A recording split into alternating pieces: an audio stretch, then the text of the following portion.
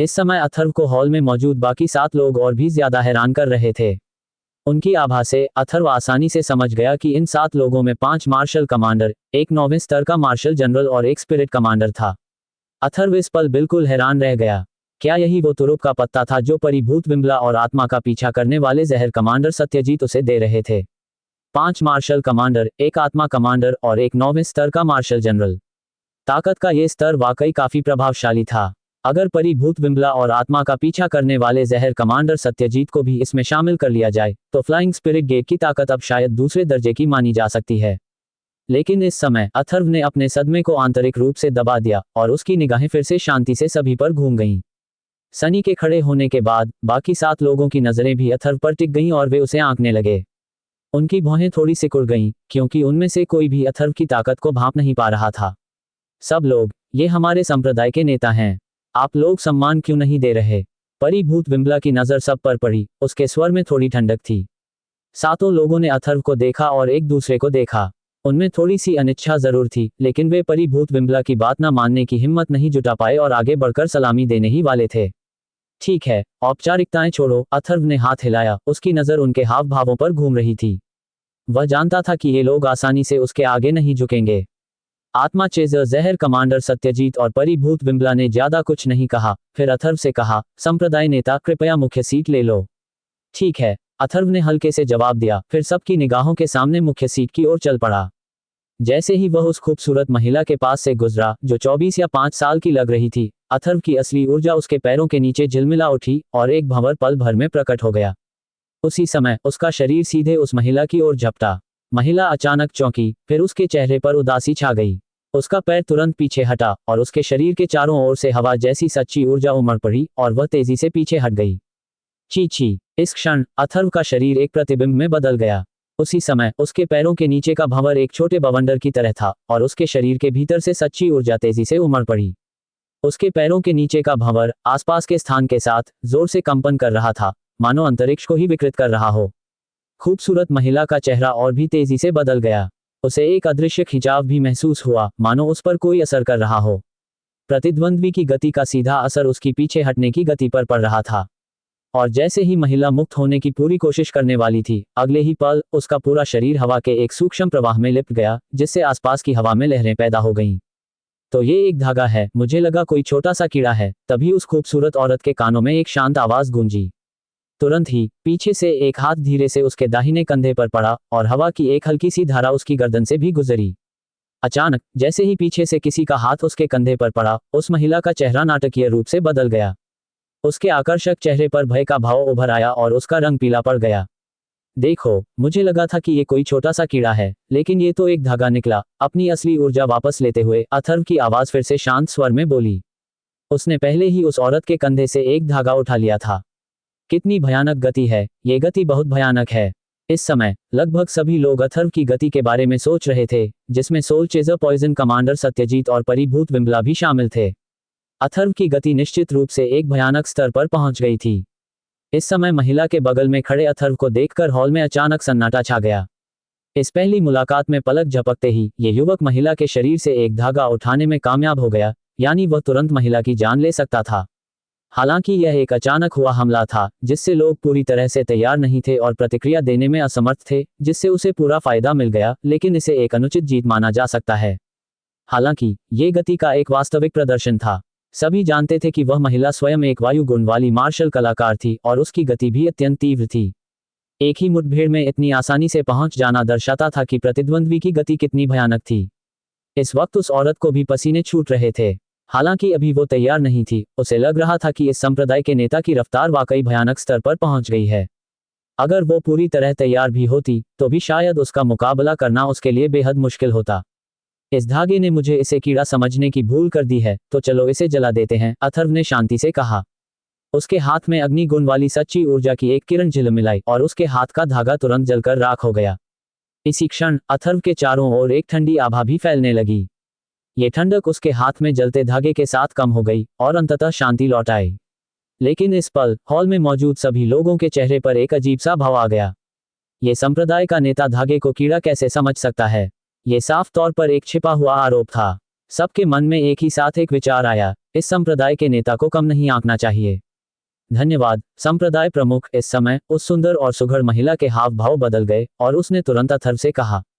इस समय उसका हृदय अभी भी काफी अशांत था। सभी लोग कृपया बैठ जाएं, अथर्व ने धीरे से कहा, अपनी असली ऊर्जा समेटते हुए और शांत भाव में लौटते हुए। लेकिन इस समय अथर्व अपने मन में कुछ विचलित था। उसने अभी जानबूझकर ऐसा किया था। अगर वह अपनी कोई शक्ति प्रकट नहीं करता तो ये लोग उसे गंभीरता से नहीं लेते। हालांकि वांछित प्रभाव प्राप्त करने के लिए एक तृतीय स्तरीय मार्शल जनरल के रूप में उसकी वर्तमान साधना शक्ति दिखावे के लिए कुछ भी नहीं थी। उसके पास केवल उसकी गति थी, जो उसकी तैरती हुई प्रकाश व्यापक छाया और वायु गुण का संयोजन थी। एक आश्चर्यजनक हमले के साथ 9वें स्तरीय मार्शल जनरल को तुरंत चौंकाना स्वाभाविक रूप से कोई समस्या नहीं थी। लेकिन प्रतिद्वंद्वी भी वायु गुण वाला था और अगर दूरी थोड़ी और होती तो वह अपना प्रभुत्व स्थापित करने में विफल रहता और खुद को मूर्ख बना लेता। लेकिन अपना अधिकार स्थापित करने में अथर्व ने सिर्फ अपनी तेजी दिखाई थी। असल में इसे अधिकार स्थापित करना नहीं माना जा सकता। ये मार्शल कमांडर इतनी आसानी से उसके आगे झुकने वाले नहीं थे। सब लोग बैठ गए। अथर्व बिना किसी शिष्टाचार के सबसे बीच वाले ऊपरी स्थान पर बैठा था। आत्मा का पीछा करने वाला जहर कमांडर सत्यजीत और परिभूत विमला दोनों तरफ बैठे थे। इस समय सभी लोग भी भिन्न भिन्न भावों के साथ अपने अपने स्थान पर बैठ गए। सभी लोग कृपया पहले संप्रदाय प्रमुख से अपना परिचय दें ताकि संप्रदाय प्रमुख आपको जान सकें। हॉल मास्टर कांग, चलिए आपके स्पिरिट हॉल से शुरुआत करते हैं, soul chaser poison commander Satyajit ने शांति से कहा। उनसे निकलने वाली हल्की ठंडक ने वहां मौजूद सभी लोगों के दिलों में एक हल्की सी ठंडक का एहसास कराया। जहां तक soul chaser poison commander Satyajit और परिभूत विमला की बात है तो उन्हें अपनी पहचान पहले से ही पता थी जब वे फ्लाइंग स्पिरिट गेट में शामिल हुए थे। नमस्कार संप्रदाय प्रमुख, मैं आत्मा हॉल से शंकर हूं, एक तृतीय स्तरीय आत्मा कमांडर जो वर्तमान में आत्मा हॉल के हॉल मास्टर के रूप में कार्यरत हूं। एक 40 वर्षीय अधेड़ उम्र का व्यक्ति जो एक लंबा आलीशान वस्त्र पहने हुए था खड़ा हुआ और बोला। उसने तृतीय स्तरीय आत्मा कमांडर शब्दों पर विशेष रूप से जोर दिया। उसका आशय स्पष्ट था।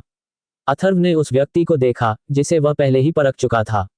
उसकी निगाहें गहरी थीं और उसकी आंख के कोने पर एक काला तिल साफ दिखाई दे रहा था।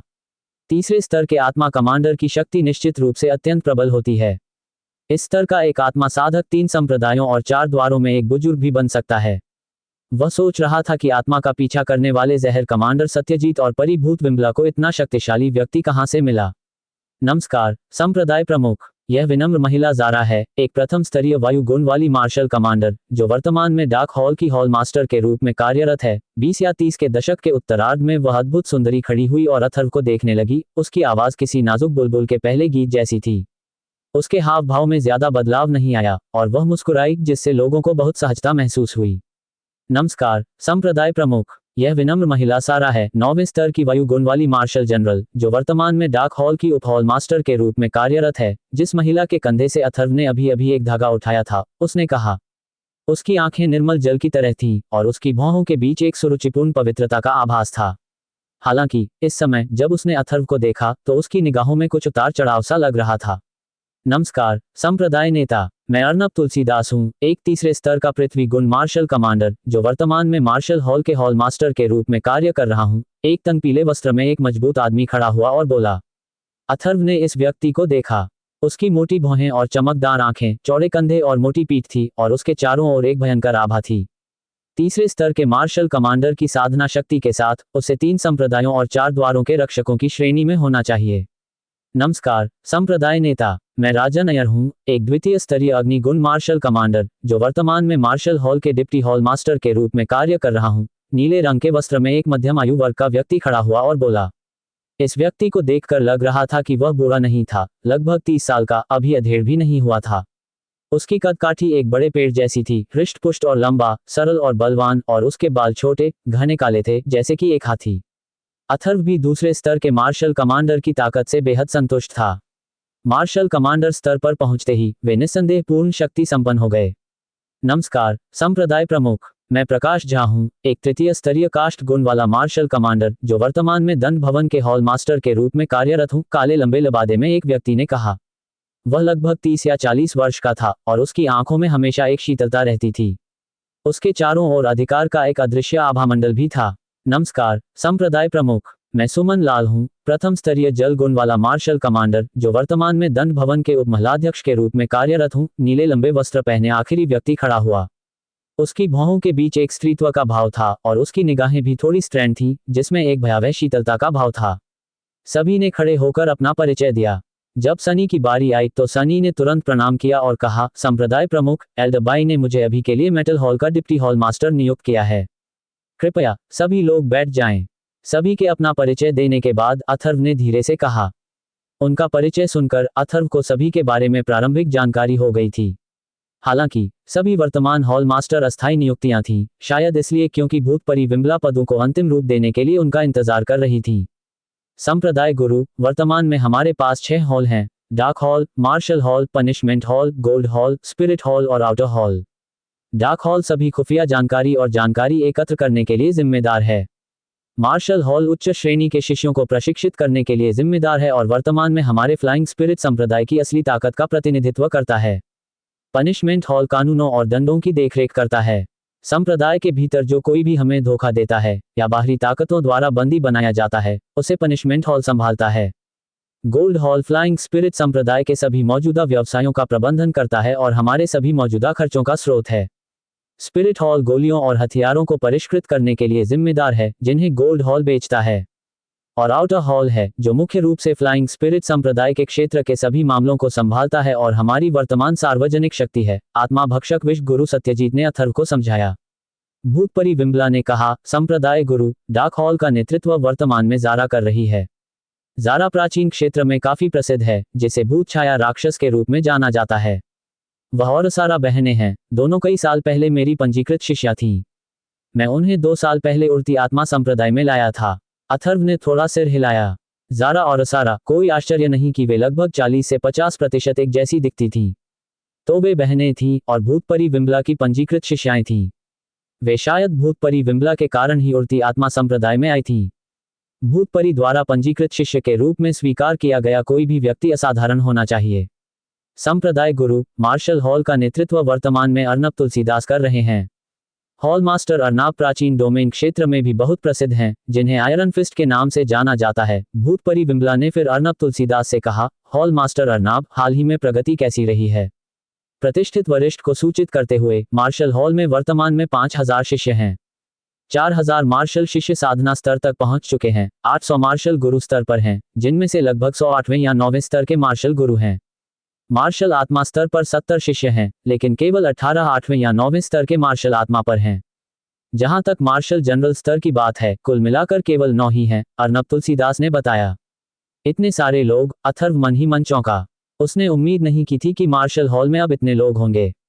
वहां 800 से ज्यादा मार्शल मास्टर स्तर के शिष्य, दर्जनों मार्शल सोल स्तर के और यहां तक कि 9 मार्शल जनरल भी थे।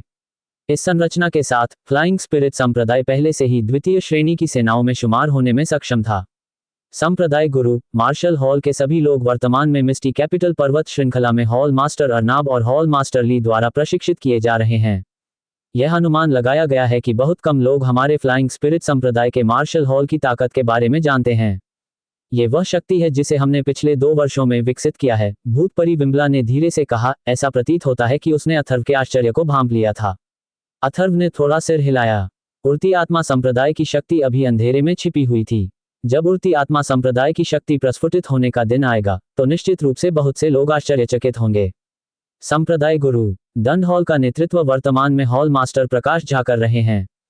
हॉल मास्टर ओयांग सैकड़ों यातनाओं में पारंगत हैं जो जीवन को मृत्यु से भी बदतर बना देती हैं, जिन्हें उड़ने वाले चाकू के रूप में जाना जाता है। उप हॉल मास्टर भी दंड देने में कुशल हैं। दंड हॉल में वर्तमान में बहुत से लोग नहीं हैं, लेकिन हर एक विशेषज्ञ है। उनमें से 10 से अधिक मार्शल आत्माएं और 5 मार्शल जनरल हैं। वे सभी उड़ने वाली आत्मा संप्रदाय के शिष्यों की सजा के लिए जिम्मेदार हैं और सीधे संप्रदाय मास्टर के आदेश के अधीन हैं, केवल संप्रदाय मास्टर का पालन करते हैं। भूतपरी विमला ने जारी रखा। अथर्व ने मन ही मन सिर हिलाया। दंड भवन पर बहुत बड़ी जिम्मेदारी थी। भविष्य में जब उड़ती आत्मा संप्रदाय विकसित होगा, तो लोगों की संख्या 10,000 से भी ज्यादा होगी। तब विश्वासघात असामान्य नहीं होगा। दंड भवन के बिना ऐसे कृत्यों को रोकना असंभव होगा, और दंड भवन के कर्मचारी ऐसे लोग नहीं थे जिनकी देखरेख कोई भी कर सके। स्पिरिट हॉल के हॉल मास्टर कांग वर्तमान में पूरे स्पिरिट हॉल के प्रभारी हैं। वर्तमान में हमारे फ्लाइंग स्पिरिट सेक्ट में स्पिरिट सोल स्तर पर 4 साधक और स्पिरिट मास्टर स्तर पर 9 साधक हैं। संख्या अपेक्षाकृत कम है, लेकिन हमने पहले ही अपना सर्वश्रेष्ठ प्रयास कर लिया है, घोस्ट फेरी विमला ने कहा। इतनी संख्या में आत्मा साधकों को पाकर अथर्व पहले से ही बेहद संतुष्ट था। आत्मा साधक स्वाभाविक रूप से दुर्लभ होते हैं। उसने अनुमान लगाया कि इतने सारे साधक ढूंढने के लिए आत्मा भक्षक विश्व गुरु सत्यजीत और भूतपरी विमला ने बहुत मेहनत की होगी। गोल्ड हॉल में वर्तमान में एक उपयुक्त हॉल मास्टर का अभाव है, लेकिन लियू यीशो ने पिछले 2 वर्षों में अच्छा प्रदर्शन किया है और हमारे फ्लाइंग स्पिरिट संप्रदाय के संपूर्ण समर्थन के लिए जिम्मेदार हैं। गोल्ड हॉल के बिना मुझे डर है कि फ्लाइंग स्पिरिट संप्रदाय खुद को बनाए रखने में सक्षम नहीं हो पाएगा। इसलिए लियू यीशो वर्तमान में गोल्ड हॉल के अस्थायी वाइस हॉल मास्टर के रूप में कार्य कर रहे हैं। बाहरी हॉल के लिए भी अभी तक कोई हॉल मास्टर उम्मीदवार नहीं है। वर्तमान में गौरव और हुआंग बोरान इसकी सहायता कर रहे हैं, लेकिन उनमें से किसी को भी बाहरी हॉल के अस्तित्व के बारे में पता नहीं है। उपस्थित लोगों के अलावा बुजुर्गों और रक्षकों को भी हमारे 6 हॉल के अस्तित्व के बारे में नहीं पता है, भूतपरी विमला ने कहा। पिछले 2 सालों के लिए एल्डर डोंग और सिस्टर विमला, आपका बहुत बहुत शुक्रिया। जैसे ही भूतपरी विमला ने बोलना समाप्त किया, अथर्व उठ खड़ी हुई और उन दोनों को आदरपूर्वक प्रणाम किया। सिर्फ 2 सालों में उन्होंने उड़ती आत्मा संप्रदाय को उसकी वर्तमान स्थिति तक पहुंचा दिया था, जो अथर्व की मूल अपेक्षाओं से कहीं बढ़कर थी। हा, संप्रदाय गुरु, आप बहुत विनम्र हैं। आत्मा भक्षक विश्व गुरु सत्यजीत खिलखिलाकर हंसे, लेकिन अंदर ही अंदर बेहद प्रसन्न भी थे। अथर्व का सबके सामने उन्हें प्रणाम करना उनके प्रति उनके सम्मान को दर्शाने के लिए पर्याप्त था। संप्रदाय गुरु, मैंने परिवार की संपत्ति आपको सौंप दी है, लेकिन अब बहुत सारे परेशानी भरे मामले भी हैं जिन्हें आपको संभालने की आवश्यकता है, भूतपरी विमला ने अथर्व से कहा। अथर्व ने थोड़ा सिर हिलाया। अब जाकर उसे भूतपरी विमला की पूरी समझ आई। कोई आश्चर्य नहीं कि आत्मा भक्षक विश्व गुरु सत्यजीत ने कहा कि कई बड़े संप्रदायों ने पहले भी भूतपरी विमला को अपने साथ शामिल होने के लिए आमंत्रित किया था। अब इसे देखते हुए उसने सचमुच एक बड़ा सौदा हासिल कर लिया था। अगर उसे ये काम खुद करने होते तो 2 साल से भी कम समय में यह असंभव होता। इतने कम समय में विशेषज्ञों के इस समूह को ढूंढना तो दूर की बात है। सनी, सारी परेशानियां तुम्हारे गोल्ड हॉल की आपूर्ति बनाए रखने में असमर्थता के कारण हैं। हमें उन कठिनाइयों के बारे में बताओ जिनका तुम सामना कर रहे हो, भूतपरी विमला ने कहा। संप्रदाय गुरु, प्रतिष्ठित एल्डर बाय। सनी फिर से खड़ा हुआ और बोला, डार्क हॉल और मार्शल हॉल जैसे जैसे बढ़ रहे हैं, शुरुआत में तो सब कुछ ठीक ठाक था और मेरा गोल्ड हॉल भी मुश्किल से ही उसके साथ चल पा रहा था। लेकिन अब ये पूरी तरह से बोझिल हो गया है। कुछ दिन पहले मैंने सारी जमा की हुई औषधीय जड़ी बूटियां बेच दी, लेकिन मुनाफा 2 गुना ही हुआ। अगर मुझे सोने के सिक्कों की तुरंत जरूरत न होती तो जड़ी बूटियों का ये जत्था अगले 7 दिनों में शायद 3 गुना तक बढ़ जाता। लेकिन आखिरी जड़ी बूटियां बेचने के बाद भी मुझे डर है कि यह ज्यादा दिन नहीं टिकेगा। अब आधे से भी कम भाड़े के सैनिक समूह धुंधली राजधानी पर्वत श्रृंखला में प्रवेश कर रहे हैं, क्योंकि वह 9 सिरों वाला राक्षसी बार ड्रैगन इंसानों को निशाना बना रहा है। इसलिए आधे लोग अंदर जाने की हिम्मत नहीं जुटा पा रहे हैं। इसके अलावा कई सेनाएं भाड़े के सैनिकों के वेश में प्राचीन क्षेत्र में जबरन औषधीय जड़ी बूटियां हासिल करने के लिए प्रवेश कर रही हैं, जिसका हम पर भी बहुत बुरा असर पड़ रहा है। इसके अलावा तुवानशान कस्बे और हुआमिन कस्बे में विभिन्न सेनाओं के कई लोग औषधीय जड़ी बूटियां जमा करने के लिए प्रकट हुए हैं और इस मौके का फायदा उठाकर हमारे उड़ते हुए आत्मा संप्रदाय से मुकाबला कर रहे हैं। इसलिए हमारे लिए चीजें लगातार मुश्किल होती जा रही हैं। अथर्व ने भौहें चढ़ाईं। ऐसा लग रहा था कि जैसे जैसे उड़नशील आत्मा संप्रदाय विकसित हो रहा था, धन की कमी गंभीर होती जा रही थी। उड़नशील आत्मा संप्रदाय मूलतः 2 छोटे कस्बों और धुंधली राजधानी पर्वत श्रृंखला के किनारे का एक क्षेत्र था। इतने सारे लोगों के साथ वर्तमान संरचना को सहारा देने और विकास जारी रखने के लिए यह अनुमान लगाया गया था कि पिछले उड़नशील आत्मा संप्रदाय द्वारा छोड़े गए खजाने लगभग समाप्त हो गए थे। ये खपत कोई छोटी राशि नहीं थी। इस पल अथर्व को एक बार फिर गरीबी का एहसास हुआ। ये गरीबी कोई साधारण गरीबी नहीं थी। उसने अनुमान लगाया कि जब पैसे की कमी होगी तो यह एक खगोलीय आंकड़ा होगा, न कि कुछ लाख या कुछ लाख सोने के सिक्कों से हल किया जा सकने वाला। संप्रदाय गुरु, मार्शल हॉल में लोगों की संख्या फिर से बढ़ गई है। खाने पीने, रहने और बाकी सब चीजों का खर्चा कोई छोटी रकम नहीं है। फिलहाल अनुमान है कि हमारे पास 50 मिलियन स्वर्ण मुद्राएं कम हैं। 50 मिलियन स्वर्ण मुद्राएं केवल 1 महीने तक ही चल सकती हैं। कृपया हमें निर्देश दें, संप्रदाय गुरु, अर्नब तुलसीदास ने अथर्व पर नजर गड़ाते हुए कहा। इस समय बाकी सभी लोग भी अथर्व को अर्थपूर्ण निगाहों से देख रहे थे।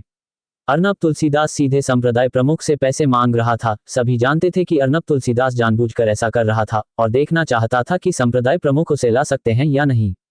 अथर्व के होठों पर हल्की सी मुस्कान आ गई। उसे कैसे पता नहीं चला कि अर्नब तुलसीदास का क्या मतलब था। उसने तुरंत कहा, सिर्फ 50 लाख। अथर्व ने अपनी अभिव्यक्ति को थोड़ा कम करते हुए कहा, हॉल मास्टर अर्नाब, मेरे पास इतने सारे सोने के सिक्के नहीं हैं। अगर आप जल्दी में हैं तो मैं आपको 3 दिनों में 50 मिलियन दे दूंगा। अगर आप इंतजार कर सकते हैं तो मैं आपको 10 दिनों में 100 मिलियन सोने के सिक्के दूंगा। आप चुने। सबने एक दूसरे को देखा और मन ही मन सोचा कि संप्रदाय प्रमुख का लहजा बहुत शानदार था। 10 करोड़ स्वर्ण मुद्राएं कोई छोटी रकम नहीं थी और इसके अलावा सिर्फ मार्शल हॉल में ही पैसों की कमी नहीं थी, असल में सभी हॉलों में पैसे की कमी थी। मार्शल हॉल के लिए 10 करोड़ स्वर्ण मुद्राएं निकालना बिल्कुल भी आसान नहीं था। संप्रदाय गुरु, अभी यह ज्यादा जरूरी नहीं है, मैं कुछ दिन और रुक सकता हूं। तो फिर 10 दिन करते हैं, अर्नब तुलसीदास ने कहा। 5 दिन ज्यादा होने का मतलब था आधी राशि ज्यादा, इसलिए उसने स्वाभाविक रूप से 10 दिन चुने, ये देखने के लिए भी कि संप्रदाय गुरु की बातें कितनी विश्वसनीय हैं। संप्रदाय गुरु, डाक हॉल वर्तमान में विकास के एक महत्वपूर्ण चरण में है और इसमें धन की भी कमी है। कृपया हमें निर्देश दें, संप्रदाय गुरु, भूतछाया राक्षस ने मंद मुस्कान के साथ कहा। उसकी सुंदर आंखें अथर्व पर टिकी हुई थीं। मैं 10 दिन में सबको एक साथ दे दूंगा, अथर्व ने शांति से कहा। उसकी नजर सब पर घूम रही थी। ऐसा लग रहा था कि ये लोग जानबूझकर उसकी परीक्षा लेने की कोशिश कर रहे थे। अगर वह अभी पैसे नहीं दिखा पाया तो भविष्य में उन्हें काबू में रखना बहुत मुश्किल होगा। जहां तक चंद सोने के सिक्कों की बात है, अथर्व को इस समय कोई परवाह नहीं थी। उसके पास ज्यादा सोने के सिक्के तो नहीं थे, लेकिन उसके पास बहुत सारी कीमती चीजें थीं। एक उच्च श्रेणी के पीले स्तर के मार्शल कौशल की कीमत करोड़ों में थी, कुछ तो लगभग 100 करोड़ सोने के सिक्कों के बराबर। अगर वह बेचने के लिए कोई निम्न श्रेणी का रहस्यमय स्तर का मार्शल कौशल निकालता तो शायद सभी पागल हो जाते। अथर्व का स्वर सुनकर हर कोई परिणाम की आशा कर रहा था। ये देखना चाहता था कि समय आने पर यह युवा संप्रदाय मास्टर क्या करेगा। Hall master Arnab, hall master, ये आपको सोने के सिक्के चाहिए, लेकिन आपको मेरे लिए भी कुछ करना होगा। अथर्व की नजर सब पर पड़ी और आखिरकार अर्नब तुलसीदास और जारा पर पड़ी। उसने कहा, हॉल मास्टर, ये क्या हो अगर आप तुरंत पूरे प्राचीन क्षेत्र में एक संदेश भेज दें जहां तक आप पहुंच रहे हैं। ये खबर फैला दें कि 10 दिनों में ग्रीन फ्लावर टाउन में एक नीलामी होगी जिसमें 5वीं श्रेणी की जीवित कठपुतली, 6ठी श्रेणी की एक उच्च स्तरीय औषधीय गोली और एक उच्च स्तरीय पीले स्तर का मार्शल कौशल नीलामी के लिए होगा। संप्रदाय प्रमुख, क्या ये चीजें नीलाम होने वाली हैं? जारा की खूबसूरत आंखें थोड़ी चौड़ी हो गईं और उसके खूबसूरत चेहरे पर आश्चर्य साफ झलक रहा था। इस समय हर कोई थोड़ा अजीब लग रहा था। 5वीं कक्षा की कठपुतली, उच्च श्रेणी का येलो लेवल मार्शल आर्ट और 6ठी कक्षा की उच्च श्रेणी की औषधीय गोली, ये बिल्कुल दुर्लभ खजाने थे। आम लोग इन्हें बेचने के लिए बाहर नहीं ले जाते। ये सही है। साथ ही सभी स्थानों को सूचित करें कि फ्लाइंग स्पिरिट मर्चेंट एसोसिएशन उस समय अग्नि विशेषता के उच्च श्रेणी के जुबान स्तर के मार्शल कौशल और पृथ्वी विशेषता के उच्च श्रेणी के जुबान स्तर के मार्शल कौशल की नीलामी करेगा, अथर्व ने जारा से कहा। क्या? तुरंत वहां मौजूद सभी लोग दंग रह गए और अवाक रह गए। उच्च श्रेणी के पीले स्तर के मार्शल कौशल की नीलामी पहले से ही अविश्वसनीय थी, लेकिन अब वे उच्च श्रेणी के जुबान स्तर के मार्शल कौशल की नीलामी करने जा रहे थे। इस स्तर के मार्शल कौशल, यहां तक कि बड़े संप्रदायों और गुटों में भी लीक होने की सख्त मनाही थी। कोई भी उच्च श्रेणी के जुबान स्तर के मार्शल कौशल की नीलामी नहीं करेगा। एक साथ 2 सेट की तो बात ही छोड़िए। संप्रदाय प्रमुख, क्या आप सचमुच उच्च श्रेणी के गहन स्तरीय युद्ध कौशल की नीलामी करने जा रहे हैं? जारा ने अपनी खूबसूरत आंखों में चमक भरते हुए पूछा। आश्चर्य के साथ साथ वह उलझन में भी थी। क्या संप्रदाय प्रमुख के पास सचमुच उच्च श्रेणी के गहन स्तरीय युद्ध कौशल थे? उच्च श्रेणी के गहन स्तरीय युद्ध कौशल के 2 सेट होना निश्चित रूप से एक साधारण व्यक्ति के लिए संभव नहीं था। जैसा मैं कहूं वैसा करो, अथर्व ने जारा से धीरे से कहा। फिर अर्नब तुलसीदास की ओर देखते हुए उसने कहा, हॉल मास्टर अर्नाब, आपका मार्शल हॉल 10 दिनों के भीतर ग्रीन फ्लावर टाउन में 20,000 लोगों की क्षमता वाला एक नीलामी स्थल बनाने के लिए लोगों की व्यवस्था करेगा। यह नीलामी आपके मार्शल हॉल की जिम्मेदारी होगी, लेकिन ज्यादा ताकत न दिखाएं और लोगों को मार्शल हॉल और फ्लाइंग स्पिरिट संप्रदाय के बीच के रिश्ते के बारे में न बताएं, कम से कम अभी तो नहीं, वरना मैं तुम्हें जवाबदेह ठहराऊंगा। याद रखना, तुम्हारे पास सिर्फ 10 दिन हैं। 10 दिनों के बाद मैं एक संतोषजनक नीलामी स्थल देखना चाहता हूं।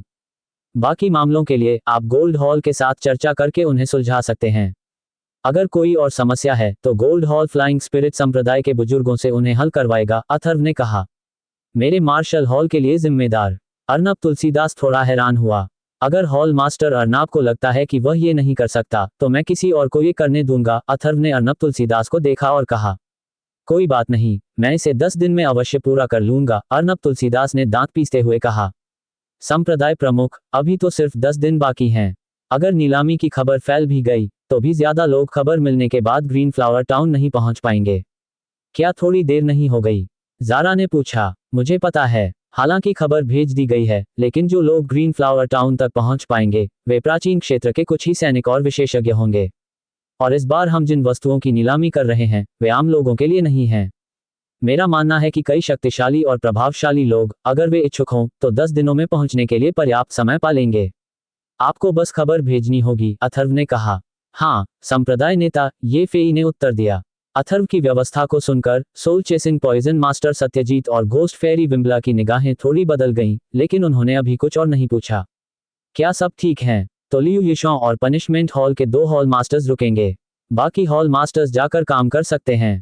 समय कम है, छोटे मोटे मामलों पर बाद में धीरे धीरे चर्चा की जा सकती है। अथर्व की नजर फिर से सब पर पड़ी। हाँ, हम विदा लेते हैं। ज़ारा, सारा, अर्नब, तुलसीदास, राजन अय्यर और अन्य लोगों ने तुरंत सिर झुकाया और चले गए। जल्द ही मुख्य हॉल में केवल प्रकाश झा और सुमन लाल, दंड कक्ष के 2 हॉल मास्टर और सनी ही रह गए। संप्रदाय प्रमुख, क्या आपके पास कोई निर्देश हैं? लियू यिशों ने अथर्व से पूछा। वह अच्छी तरह जानता था कि संप्रदाय प्रमुख द्वारा उसे रोके रखने का मतलब स्वाभाविक रूप से ये था कि उसे कुछ निर्देश देना है। बताओ, गोल्ड हॉल अब कैसा चल रहा है? तुम्हें मुझसे क्या करवाना है? अथर्व ने पूछा। मार्शल हॉल और डाक हॉल दोनों के पास पैसे की कमी थी और इस सब का सहारा गोल्ड हॉल से ही मिल रहा था। लियू यिशों ने अभी कुछ नहीं कहा, लेकिन अथर्व जानता था कि गोल्ड हॉल इस समय शायद बहुत मुश्किल में है। संप्रदाय प्रमुख, सनी ने प्रकाश झा की ओर देखा, मानो बोलने में हिचकिचा रहे हों। गोल्ड हॉल इस समय कोई साधारण मुसीबत में नहीं था। स्वाभाविक रूप से वह सार्वजनिक रूप से संप्रदाय प्रमुख के लिए परेशानी खड़ी नहीं करेगा, इसलिए उसने कुछ नहीं कहा। हॉल मास्टर ओयांग और हॉल मास्टर जियांग हमारे अपने लोग हैं, बोलो। अथर्व जानता था कि लियू यिशों शायद क्या सोच रहा था और उसने तुरंत कहा। संप्रदाय प्रमुख, गोल्ड हॉल में इस समय कई चीजों की कमी है। फॉग पर्वत श्रृंखला की औषधीय जड़ी बूटियां हाल ही में बुरी तरह प्रभावित हुई हैं। कई ताकतें औषधीय जड़ी बूटियां जबरन खरीदने के लिए घुस आई हैं। इसके अलावा स्टार टाउन और ग्रीन फ्लावर टाउन में कई ताकतें औषधीय जड़ी बूटियां जमा कर रही हैं और कीमतों को लेकर हमसे प्रतिस्पर्धा कर रही हैं, ताकि हमारे फ्लाइंग स्पिरिट मर्चेंट एसोसिएशन को नीचे गिराया जा सके। ऐसा लगता है कि ये ताकतें मिलकर काम कर रही हैं और हमें टिके रहना मुश्किल हो रहा है, लियू यिशों ने कहा। अथर्व ने एक पल के लिए सोचा, फिर पूछा, सनी, ग्रीन फ्लावर टाउन और स्टार टाउन अब कैसे विकसित हो रहे हैं? संप्रदाय प्रमुख को रिपोर्ट करते हुए, ग्रीन फ्लावर टाउन और स्टार टाउन दोनों का विस्तार पहले की तुलना में आधे से भी ज्यादा हो गया है और लोगों का आना जाना भी काफी बढ़ गया है। ये सब फॉग पर्वत श्रृंखला की औषधीय जड़ी बूटियों की वजह से है, जिसने कई लोगों को ग्रीन फ्लावर टाउन और फिर स्टार टाउन की ओर आकर्षित किया है, लियू यिशों ने रुककर अपनी छोटी आंखें सिकुड़ते हुए कहा। हालांकि धुंध टाउन भूत मार्शल संप्रदाय का क्षेत्र है। भूत मार्शल संप्रदाय के भीतर हमेशा से ही अपना एक भाड़े का समूह रहा है जो औषधीय जड़ी बूटियां इकट्ठा करता है और फॉग पर्वत श्रृंखला में राक्षसी जानवरों को पकड़कर बेचता है। हालांकि हमने धुंध टाउन से बहुत सारा व्यवसाय छीन लिया है, लेकिन ये केवल एक छोटा सा हिस्सा है। अनुमान है कि भूत मार्शल संप्रदाय ही अब हमारे उड़नशील आत्मा संप्रदाय को निशाना बना रहा है, लेकिन भूत मार्शल संप्रदाय खुलकर सामने नहीं आया है। भूत मार्शल संप्रदाय, अथर्व ने धीरे से कहा। एक क्षण बाद उसने लियू यिशों की ओर देखा और कहा, लियू यिशों, कल सुबह संप्रदाय में मेरे लिए 100 योग्य शिष्यों की व्यवस्था करो। हाँ, सनी ने कारण नहीं पूछा, लेकिन तुरंत सहमत हो गया। दंड हॉल के 2 हॉल मास्टर्स, कृपया कल सुबह फॉग माउंटेन रेंज के प्रवेश द्वार पर मेरी प्रतीक्षा करें। हम कुछ दिनों के लिए फॉग माउंटेन रेंज में जाएंगे, अथर्व ने धीरे से कहा। हाँ, प्रकाश झा और सुमन लाल थोड़ा हिचकिचाए, फिर सहमत हो गए। तो फिर तुम भी जाकर काम शुरू कर सकते हो, अथर्व ने धीरे से कहा और उन तीनों को पहले हटने का इशारा किया। तीनों के चले जाने के बाद केवल soul chasing poison master Satyajit, ghost fairy विम्बला और अथर्व मुख्य हॉल में रह गए। तुम छोटे बदमाश, तुम वास्तव में उच्च श्रेणी के जुबान स्तर के मार्शल कौशल को बेचने की योजना नहीं बना रहे हो, है ना? आत्मा का पीछा करने वाले जहर मास्टर सत्यजीत ने अथर्व से पूछा। एल्डर डोंग, ये स्वाभाविक रूप से बेचा जाएगा, अथर्व ने हंसते हुए कहा। छोटे बदमाश, ये उच्च स्तरीय जुबान स्तर के मार्शल कौशल हैं। अगर तुम इन्हें बेच दोगे तो बाद में इन्हें वापस नहीं खरीद पाओगे, soul chasing poison master Satyajit ने कहा। जुबान स्तर के मार्शल कौशल बेचे नहीं जाएंगे, ज्यादा से ज्यादा उन्हें दूसरी चीजों के बदले में दिया जा सकेगा। अथर्व, तुम्हारे पास कुछ और योजनाएं होंगी, है ना? भूत परी विम्बला ने अपनी बाहें उठाईं और अथर्व से कहा। ये सही है, अथर्व ने धीरे से कहा। अगर हम बेचने के लिए कुछ आकर्षक नहीं निकालेंगे तो ग्रीन फ्लावर टाउन कैसे जीवंत होगा? हम जुबान स्तर के मार्शल कौशल बेचने जा रहे हैं, लेकिन उस समय हम उन्हें खुद ही वापस खरीद लेंगे। अथर्व थोड़ा मुस्कुराया। वह भी उच्च स्तरीय जुबान स्तर के मार्शल कौशल बेचने से हिचकिचा रहा था। बच्चे, तुम्हारा मतलब है कि तुम ड्रैगन चुराने और फीनिक्स बदलने वाली चाल चलने वाले हो, उन्हें बेचने वाले हो और फिर उन्हें खुद वापस खरीदने वाले हो। आत्मा का पीछा करने वाले जहर मास्टर सत्यजीत के चेहरे के भाव बदल गए। मैं ग्रीन फ्लावर टाउन की लोकप्रियता चाहता हूँ। उस समय हम सिर्फ एक कठपुतली और छठी कक्षा की दवा की गोली बेचेंगे। मुझे विश्वास है कि 10 दिनों में ग्रीन फ्लावर टाउन निश्चित रूप से बहुत जीवंत हो जाएगा, अथर्व ने मुस्कुराते हुए कहा। आपका असली उद्देश्य इससे कहीं अधिक होना चाहिए, भूतपरी विमला ने धीरे से कहा। अब फ्लाइंग स्पिरिट्स एक्ट में बहुत से लोग हैं और केवल ग्रीन फ्लावर टाउन और फ्लाइंग स्पिरिट्स एक्ट पर निर्भर रहना फ्लाइंग स्पिरिट्स एक्ट के विकास का समर्थन करने के लिए पर्याप्त नहीं है। अथर्व ने थोड़ा मुस्कुराया, फिर soul chasing poison master Satyajit और घोस्ट फेरी विमला से गंभीरता से कहा, एल्डर डोंग, सिस्टर विमला, मैं अब एक कदम उठाना चाहता हूँ। क्या आपकी कोई राय है? आत्मा का पीछा करने वाले जहर गुरु सत्यजीत और भूतपरी विमला भी गंभीर हो गए। तब भूतपरी विमला ने कहा, क्या अब तुम्हें आगे बढ़ने का पूरा भरोसा है? तुम्हें तैयार रहना चाहिए कि जब उड़नशील आत्मा संप्रदाय की ताकत सामने आएगी, तो हमें पहले भूत मार्शल संप्रदाय से मुकाबला करना होगा और फिर कई ताकतों से हमारा बचाव होगा। उस समय उड़नशील आत्मा संप्रदाय के चारों ओर से घिर जाने की पूरी संभावना है।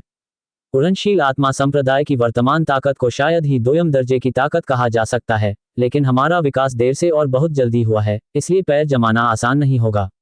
अथर्व ने एक भान उठाई, फिर हल्की सी मुस्कान दिखाई। भूतपरी विमला ने जो देखा वह एक बड़ी तस्वीर थी। एक बार जब कोई नई ताकत उभरती है, तो उसे चारों ओर से घेरना और सीधे तौर पर दूसरी ताकतों के लिए खतरा बनना आसान होता है। आगे का विकास निस्संदेह बेहद मुश्किल होगा। एल्डर डोंग, सिस्टर विमला, भले ही हम उस समय चारों ओर से घिरे हों, हमें डर नहीं है, अथर्व ने धीरे से कहा। आप दोनों से सच कहूं तो जब मैं इस बार उड़नशील आत्मा संप्रदाय में लौटा, तो मैंने गुप्त रूप से चंद्र रहस्यवादी संप्रदाय के साथ गठबंधन किया। शर्त यह है कि चंद्र रहस्यवादी संप्रदाय को प्राचीन क्षेत्र में प्रवेश करने दिया जाए, और अगर उड़नशील आत्मा संप्रदाय को कोई परेशानी होती है, तो हम चंद्र रहस्यवादी संप्रदाय से गुप्त रूप से शक्तिशाली विशेषज्ञों को मदद के लिए भेजने के लिए कह सकते हैं। चंद्र रहस्यवादी संप्रदाय, आत्मा का पीछा करने वाले विश्व गुरु सत्यजीत और भूतपरी विमला ने भौहें चढ़ाईं। उन्हें तुरंत समझ आ गया कि इसमें क्या दांव पर लगा है। हमें चंद्र रहस्यवादी संप्रदाय द्वारा इस्तेमाल नहीं किया जाना चाहिए और उनके लिए एक सीढ़ी नहीं बनना चाहिए। चंद्र रहस्यवादी संप्रदाय सरल नहीं है, उन्हें विश्वसनीय होना चाहिए। इसके अलावा अगर वे प्राचीन क्षेत्र में प्रवेश करने के लिए हमारे फ्लाइंग स्पिरिट संप्रदाय का उपयोग करना चाहते हैं, तो हम फ्लाइंग स्पिरिट संप्रदाय को विकसित करने के लिए उनका उपयोग क्यों नहीं करें? अथर्व ने धीरे से कहा। मुझे खबर मिली है कि चंद्र रहस्यवादी संप्रदाय की सबसे बड़ी युवती की सगाई आपसे हो गई है। क्या ये सच है? भूतपरी विमला ने अथर्व की ओर देखा और पूछा। हाँ, अथर्व ने जवाब में सिर हिलाया। उसने अनुमान लगाया कि यह शायद उड़ती आत्मा संप्रदाय से मिली खबर का असर था। तुम्हारे पास जरूर कोई रास्ता है। तुम चंद्र रहस्यवादी संप्रदाय में गए और चंद्र रहस्यवादी संप्रदाय की सबसे बड़ी युवती को धोखा दिया। इस तरह से देखा जाए तो चंद्र रहस्यवादी संप्रदाय अभी भी विश्वसनीय माना जा सकता है, आत्मा पीछा विश्व गुरु सत्यजीत ने कहा। हालांकि हमें उनसे सावधान रहने के लिए भी तैयार रहना होगा। ये स्वाभाविक है। अंत तक हम चंद्र रहस्यवादी संप्रदाय को अपने तुरुप के पत्ते के रूप में इस्तेमाल नहीं कर सकते। एक बार चंद्र रहस्यवादी संप्रदाय प्राचीन क्षेत्र में प्रवेश कर गया, तो इससे उत्पन्न होने वाली लहरें सामान्य नहीं होंगी, अथर्व ने कहा। अपनी बुद्धिमत्ता से तुमने जरूर सब कुछ पहले से ही प्लान कर लिया होगा, इसलिए मुझे किसी बात की चिंता करने की जरूरत नहीं है। तुमने मार्शल हॉल को नीलामी का जिम्मा सौंप दिया है और धरती स्तर के मार्शल कौशल भी दिखाए हैं, जिससे इतनी बड़ी सनसनी फैल गई है। क्या तुम ध्यान आकर्षित करने की कोशिश कर रहे हो? क्या तुम मुझे अपना असली मकसद बता सकते हो? मुझे अब समझ नहीं आ रहा। गुइजियानजी विमला ने अपनी खूबसूरत आंखों से अथर्व को देखा, बहुत हैरान हुई। वह अथर्व के असली इरादों का अंदाजा नहीं लगा सकी। अथर्व पहले से ही बेहद हैरान था कि भूतपरी विमला उसके इरादे भांप सकती थी। शुक्र है, भूतपरी विमला उसकी दुश्मन नहीं थी। अगर ऐसा कोई दुश्मन होता तो उसे जरूर सिरदर्द होता। बच्चे, मेरे 3 लक्ष्य हैं, अथर्व ने हल्के से कहा। पहला, मैं भविष्य में कुछ और नीलामी आयोजित करूंगा। कुछ समय बाद मैं ग्रीन फ्लावर टाउन और स्टार टाउन को मिलाकर एक बड़ा शहर बनाने की योजना बना रहा हूं। इसके लिए सबसे पहले लोकप्रियता जरूरी है। पर्याप्त आकर्षण के बिना यह संभव नहीं होगा। पृथ्वी स्तरीय युद्ध कौशल के आकर्षण के साथ ग्रीन फ्लावर टाउन निश्चित रूप से जीवंत होगा। पृथ्वी स्तरीय युद्ध कौशल की नीलामी के साथ प्राचीन क्षेत्र की प्रमुख शक्तियां भाग लेंगी और कई दुष्ट साधकों के भी आने की संभावना है। हालांकि यह जीवंत होगा, आपको अराजकता के दौरान परेशानी पैदा करने वाले लोगों के बारे में भी चिंता करने की जरूरत है, गुइज यानजी विमला ने कहा। अथर्व ने थोड़ा सिर हिलाया और आगे बोला। दूसरा, कल से पूरी धुंध पर्वत श्रृंखला, खासकर प्राचीन क्षेत्र के पास वाला हिस्सा, उड़ती आत्मा द्वारा नियंत्रित होना चाहिए। पूरी धुंध पर्वत श्रृंखला की औषधीय जड़ी बूटियां बाहर नहीं जा सकेंगी। इसके अलावा अगर भविष्य में आत्मा मार्शल महाद्वीप के 3 संप्रदाय और 4 द्वार प्राचीन क्षेत्र में प्रवेश करना चाहते हैं तो उन्हें पहले धुंध पर्वत श्रृंखला से होकर गुजरना होगा। ये स्थान अभी महत्वपूर्ण नहीं है, लेकिन भविष्य में यह मेरे उड़ती आत्मा द्वार के लिए बाधा बनेगा। धुंध पर्वत श्रृंखला को नियंत्रित करना आसान नहीं होगा। प्राचीन क्षेत्र के किनारे स्थित कई ताकतें धुंध पर्वत श्रृंखला के भीतर औषधीय जड़ी बूटियों पर नजर गड़ाए हुए हैं। यदि आप सभी औषधीय जड़ी बूटियों पर नियंत्रण कर लेते हैं तो निस्संदेह आप कई ताकतों की जीवन रेखाएं काट देंगे, कुई हुंडू शुआई सत्यजीत ने कहा। एल्डर डोंग, आपने 9 सिर वाले दानव बार ड्रैगन को वश में कर लिया है। कुछ दिन पहले मैंने पाषाण वानरों के दानव राजा और एक सींग वाले दानव बैल को भी वश में कर लिया था। अब धुंध पर्वत श्रृंखला के भीतर औषधीय जड़ी बूटियों को नियंत्रित करना मुश्किल नहीं है। जहां तक अंदर मौजूद अन्य ताकतों के लोगों की बात है, मैं कल स्वयं धुंध पर्वत श्रृंखला में प्रवेश करूंगा। इस बार अंदर मौजूद सभी ताकतों के सभी लोगों को बिना किसी दया के मार दिया जाएगा। साधारण भाड़े के समूहों को धुंध पर्वत श्रृंखला छोड़ने की अनुमति दी जाएगी। जो लोग अवज्ञा करते हैं वे मुझे निर्दयी होने का दोष नहीं दे सकते, अथर्व ने कहा। उसकी आंखों में ठंडक का एक संकेत चमक रहा था। अथर्व, ऐसा करने से सचमुच एक महान युद्ध भड़क उठेगा, गुई जियांजी विमला ने भावभंगिमा बदलते हुए कहा।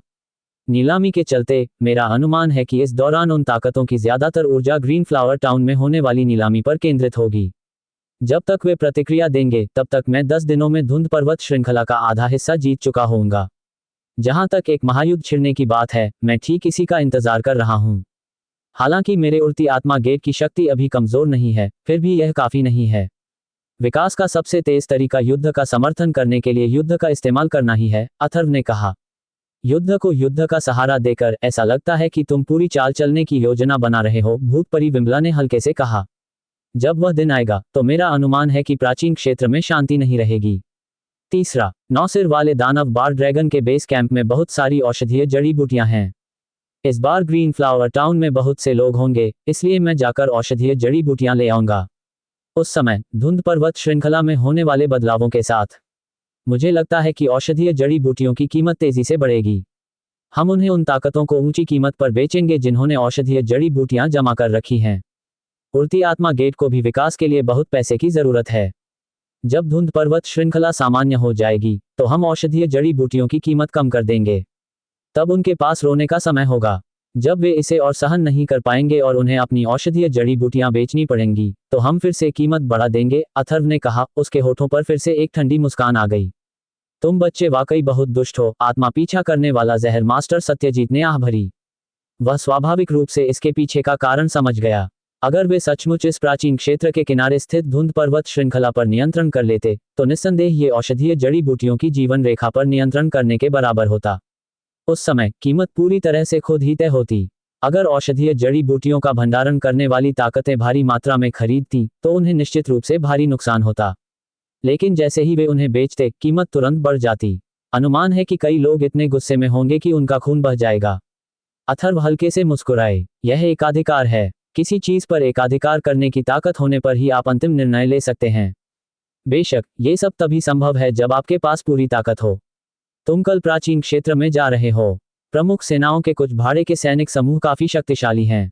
तुम्हें सावधान रहना होगा। क्या तुम चाहते हो कि मैं तुम्हारे साथ चलूं? गुई जियानजी विमला ने अथर्व से कहा। बहन विमला, यह जरूरी नहीं है। धुंध पर्वत श्रृंखला में भाड़े के सैनिक समूह, यहां तक कि प्रमुख सेनाओं द्वारा भेजे गए भी ज्यादा से ज्यादा मार्शल जनरल ही होते हैं। अगर अंदर मार्शल कमांडर होते तो 9 सिर वाला दानव बार ड्रैगन इतने लंबे समय तक इतना घमंडी नहीं होता। पनिशमेंट हॉल से ओयांग लेंग जी और सुमन लाल का मेरे साथ आना ही काफी है, अथर्व ने कहा। नीलामी की खबर फैलने के बाद उड़ती आत्मा गेट को आप दोनों के रुकने और चीजों की देखरेख करने की जरूरत है। इसके अलावा मेरे पास एल्डर डोंग और बहन विमला के लिए उपहार भी हैं। उन्हें जल्द से जल्द ले लो और प्रभाव बेहतर होगा। अथर्व के बोलने के बाद उसने अपने हाथ से 2 जेड बक्से निकाले और उन्हें गुई जियानजी विमला और कुई हुंडू शुआई सत्यजीत को सौंप दिया। तुम हमारे लिए तोहफे लाए हो, तुम कितने विचारशील हो, मुझे भी तो दिखाओ। कुई हुंडू शुआई सत्यजीत विनम्र नहीं थे और उन्होंने जल्दी से जेड का डिब्बा उठाया और उसे खोल दिया। भूतपरी विमला अपनी खूबसूरत आंखों से मुस्कुराई। उपहार पाकर तो कोई भी मुस्कुराएगा। उसने धीरे से जेड का डिब्बा खोला और ऊर्जा की एक लहर फैल गई। इस क्षण आत्मा पीछा करने वाला जहर मास्टर सत्यजीत और भूतपरी विमला दोनों के हाव भाव अचानक बदल गए। जेड बॉक्स की सामग्री को छूकर उनके हाव भाव थोड़े झिझके फिर आश्चर्य में बदल गए। आत्मा पीछा करने वाला जहर मास्टर सत्यजीत ने सबसे पहले उत्साह से पूछा, बच्चे, तुम चंद्र रहस्यवादी संप्रदाय से वापस आए हो? क्या ये चंद्र रहस्यवादी संप्रदाय का प्रसिद्ध मार्शल स्पिरिट पवित्र फल है? ये सही है। यह मार्शल स्पिरिट पवित्र फल एल्डर डोंग और सिस्टर विमला की ताकत को बहुत अधिक नहीं बढ़ा सकता है, लेकिन यह निश्चित रूप से आप दोनों को मार्शल किंग और स्पिरिट किंग के दायरे में आगे बढ़ने में बहुत बड़ा प्रभाव डालेगा, अथर्व ने हल्के से कहा। मार्शल स्पिरिट पवित्र फल, ये वास्तव में चंद्र रहस्यवादी संप्रदाय का प्रसिद्ध मार्शल स्पिरिट पवित्र फल है। भूतपरी विमला भी थोड़ा उत्साहित थी। मार्शल स्पिरिट पवित्र फल का महत्व स्पष्ट है।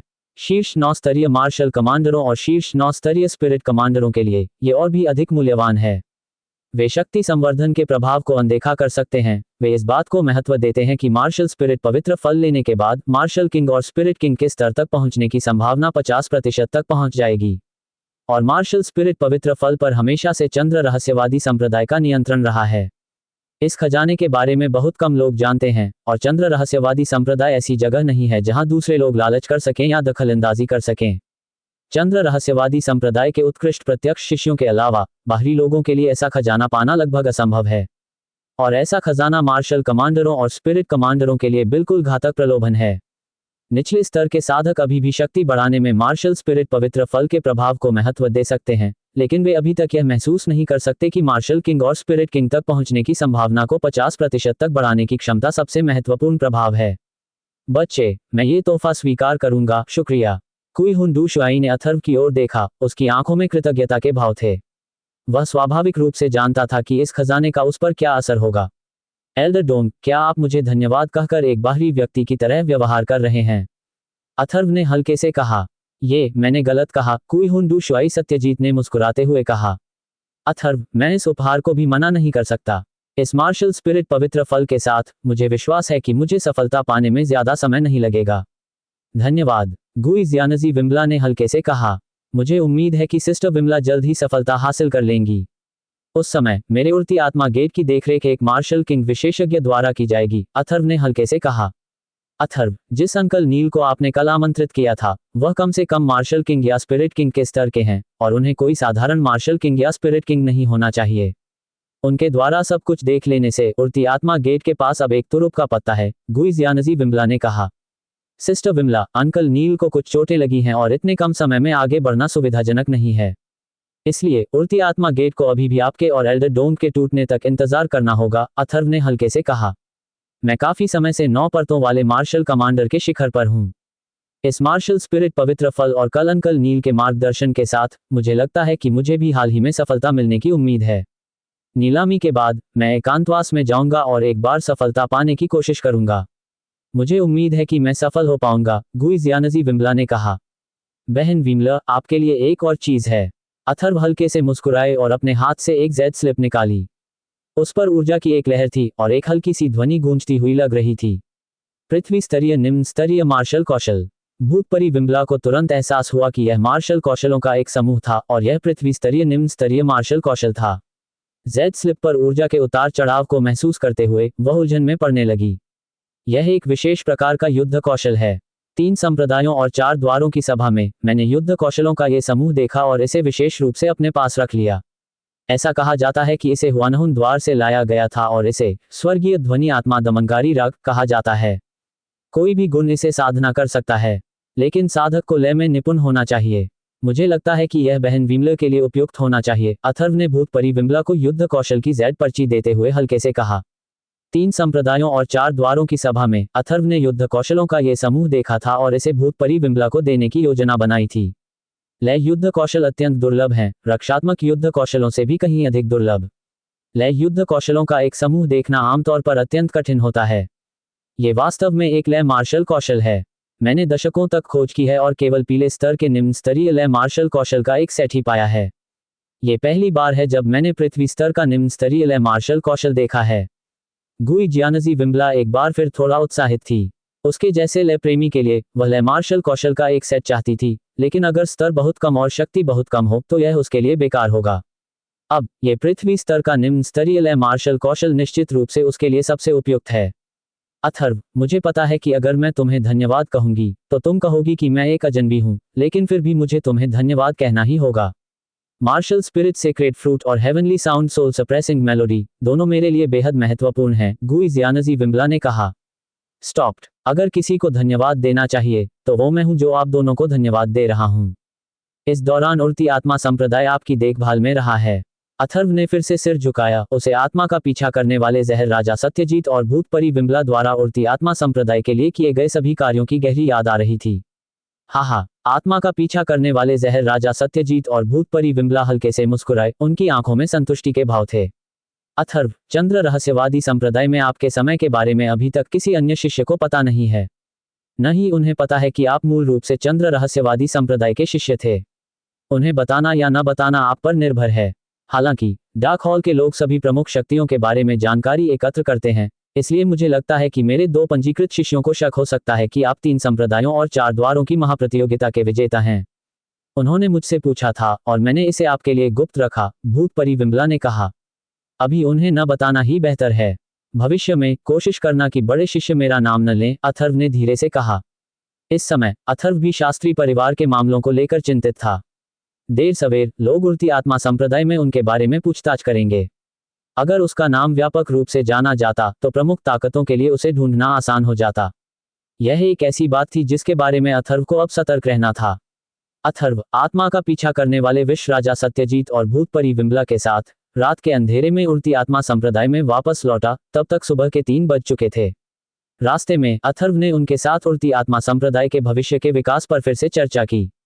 इस बार अथर्व का इरादा उड़ती आत्मा संप्रदाय को पूरी तरह से उभारने का था। अगली सुबह उड़ती आत्मा संप्रदाय के पूर्वी आकाश में भोर की एक हल्की सी चमक दिखाई दी। जैसे ही सुबह का उजाला छटा, अथर्व अपने आंगन से बाहर निकला। उसने कल रात 3 घंटे साधना की थी और अब दिन का उजाला हो चुका था। वाह! सुबह की ताजी हवा में सांस लेते हुए अथर्व के अंदर एक उत्साह का भाव उमड़ आया।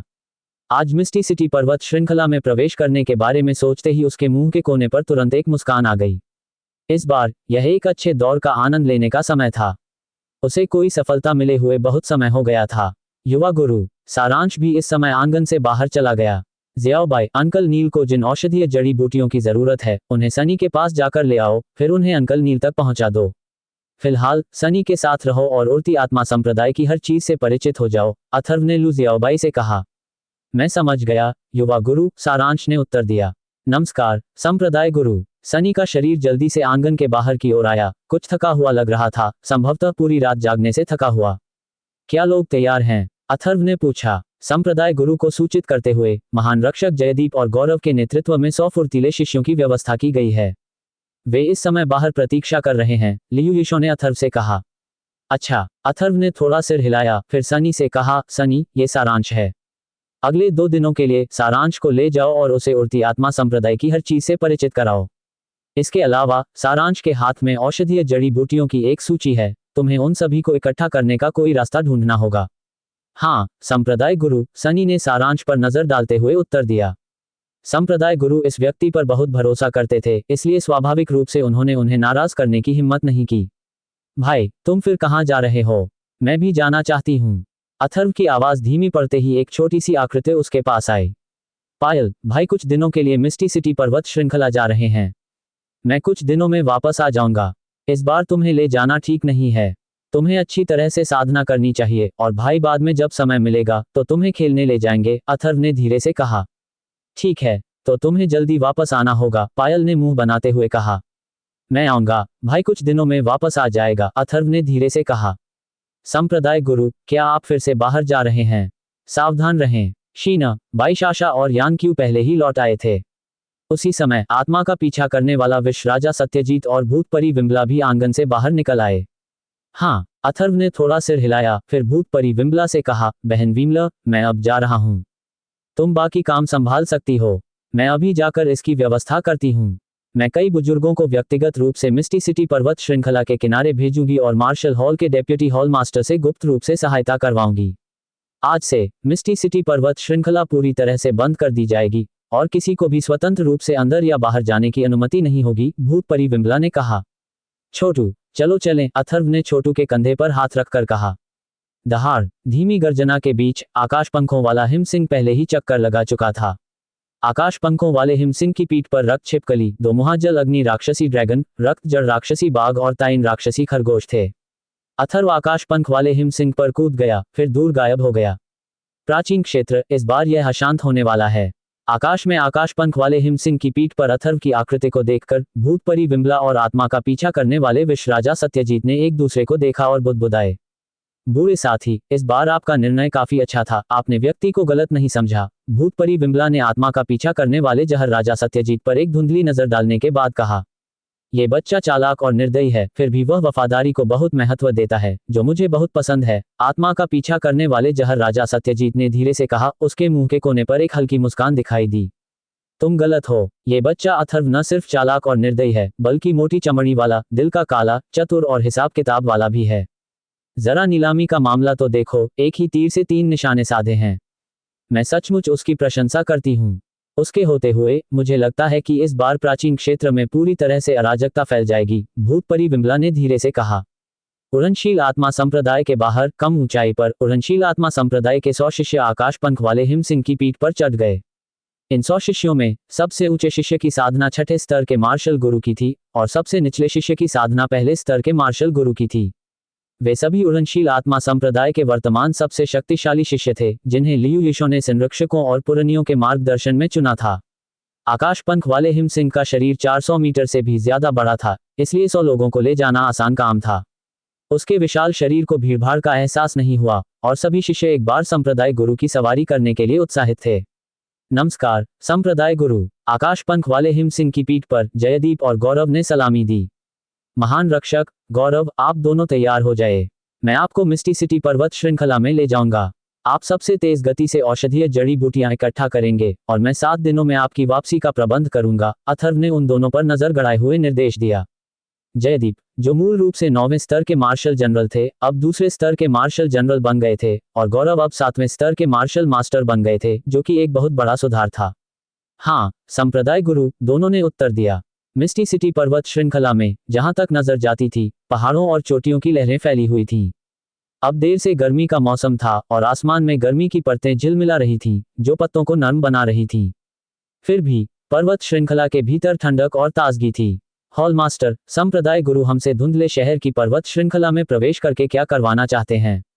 पर्वत श्रृंखला के किनारे एक पर्वत शिखर पर भीड़ से दूर 2 आकृतियां खड़ी थीं। वे दंड भवन से प्रकाश झा और सुमन लाल थे।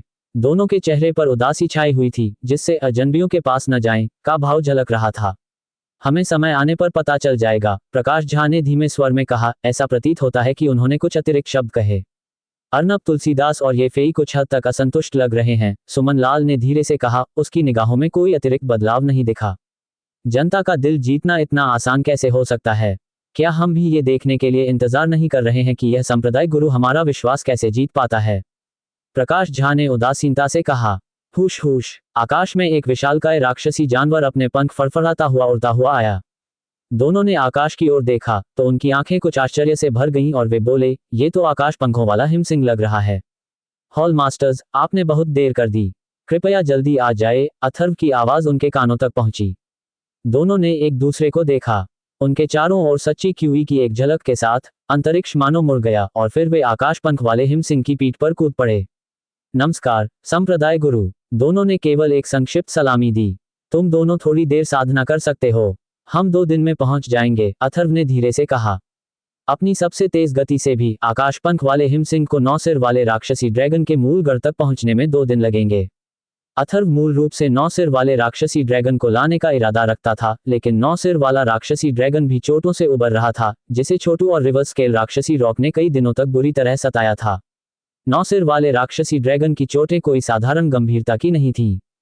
प्रकाश झा और सुमन लाल की निगाहें ताइन राक्षसी खरगोश, 2 सिर वाले जल अग्नि राक्षसी ड्रैगन, रक्त जैड राक्षसी बाघ और रक्त छिपकली पर पड़ी, जिनके शरीर सिकुड़ गए थे। वे कुछ उलझन में लग रहे थे, मानो उन्होंने कुछ देखा हो, पर निश्चित नहीं थे। फिर वे आकाश पंख वाले हिमसिंह की पीठ पर पालथी मारकर बैठ गए और ध्यान करने लगे। दोनों में से कोई भी ज्यादा नहीं बोला और उनकी आभा में हमेशा एक उदास सा भाव रहता था।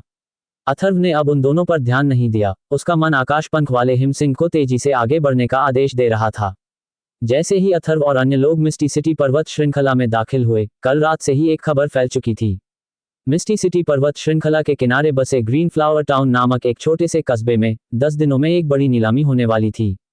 कहा जा रहा था कि यह नीलामी असाधारण थी, जिसमें न केवल अत्यंत दुर्लभ 5वीं श्रेणी की कठपुतलियां, बल्कि छठी श्रेणी के अंतिम चरण के अमृत और उच्च श्रेणी के येलो स्तर के युद्ध कौशल भी नीलामी के लिए रखे गए थे। सबसे ज्यादा आश्चर्य की बात यह थी कि इस बार नीलामी में गहन स्तर के मानव युद्ध कौशल भी शामिल होने की बात कही गई थी, जो निस्संदेह सबसे ज्यादा चौंकाने वाली बात थी। जिन सेनाओं को इसकी जानकारी सबसे पहले मिली, उनमें से कई ने इसमें भाग लेने की तैयारी शुरू कर दी थी और यह खबर दूर दूर तक फैलती जा रही थी। 2 दिन बाद मिस्टी सिटी पर्वत श्रृंखला के खतरनाक क्षेत्र में चोटियों की एक सतत श्रृंखला के भीतर चोटियों के चारों ओर धुंध छाई हुई थी और ऊंचे पेड़ घने थे, जिससे एक हरा भरा परिदृश्य दिखाई दे रहा था। वाह! अथर्व ने अपने शरीर से एक गहरी सांस छोड़ी, आंखें खोली और उनमें एक तेज चमक चमक उठी। नीचे देखते हुए अथर्व मुस्कुराया। अब जब वह मिस्टी सिटी पर्वत श्रृंखला में था, तो वह आखिरकार जी भरकर सच्ची ची का आनंद ले सकता था।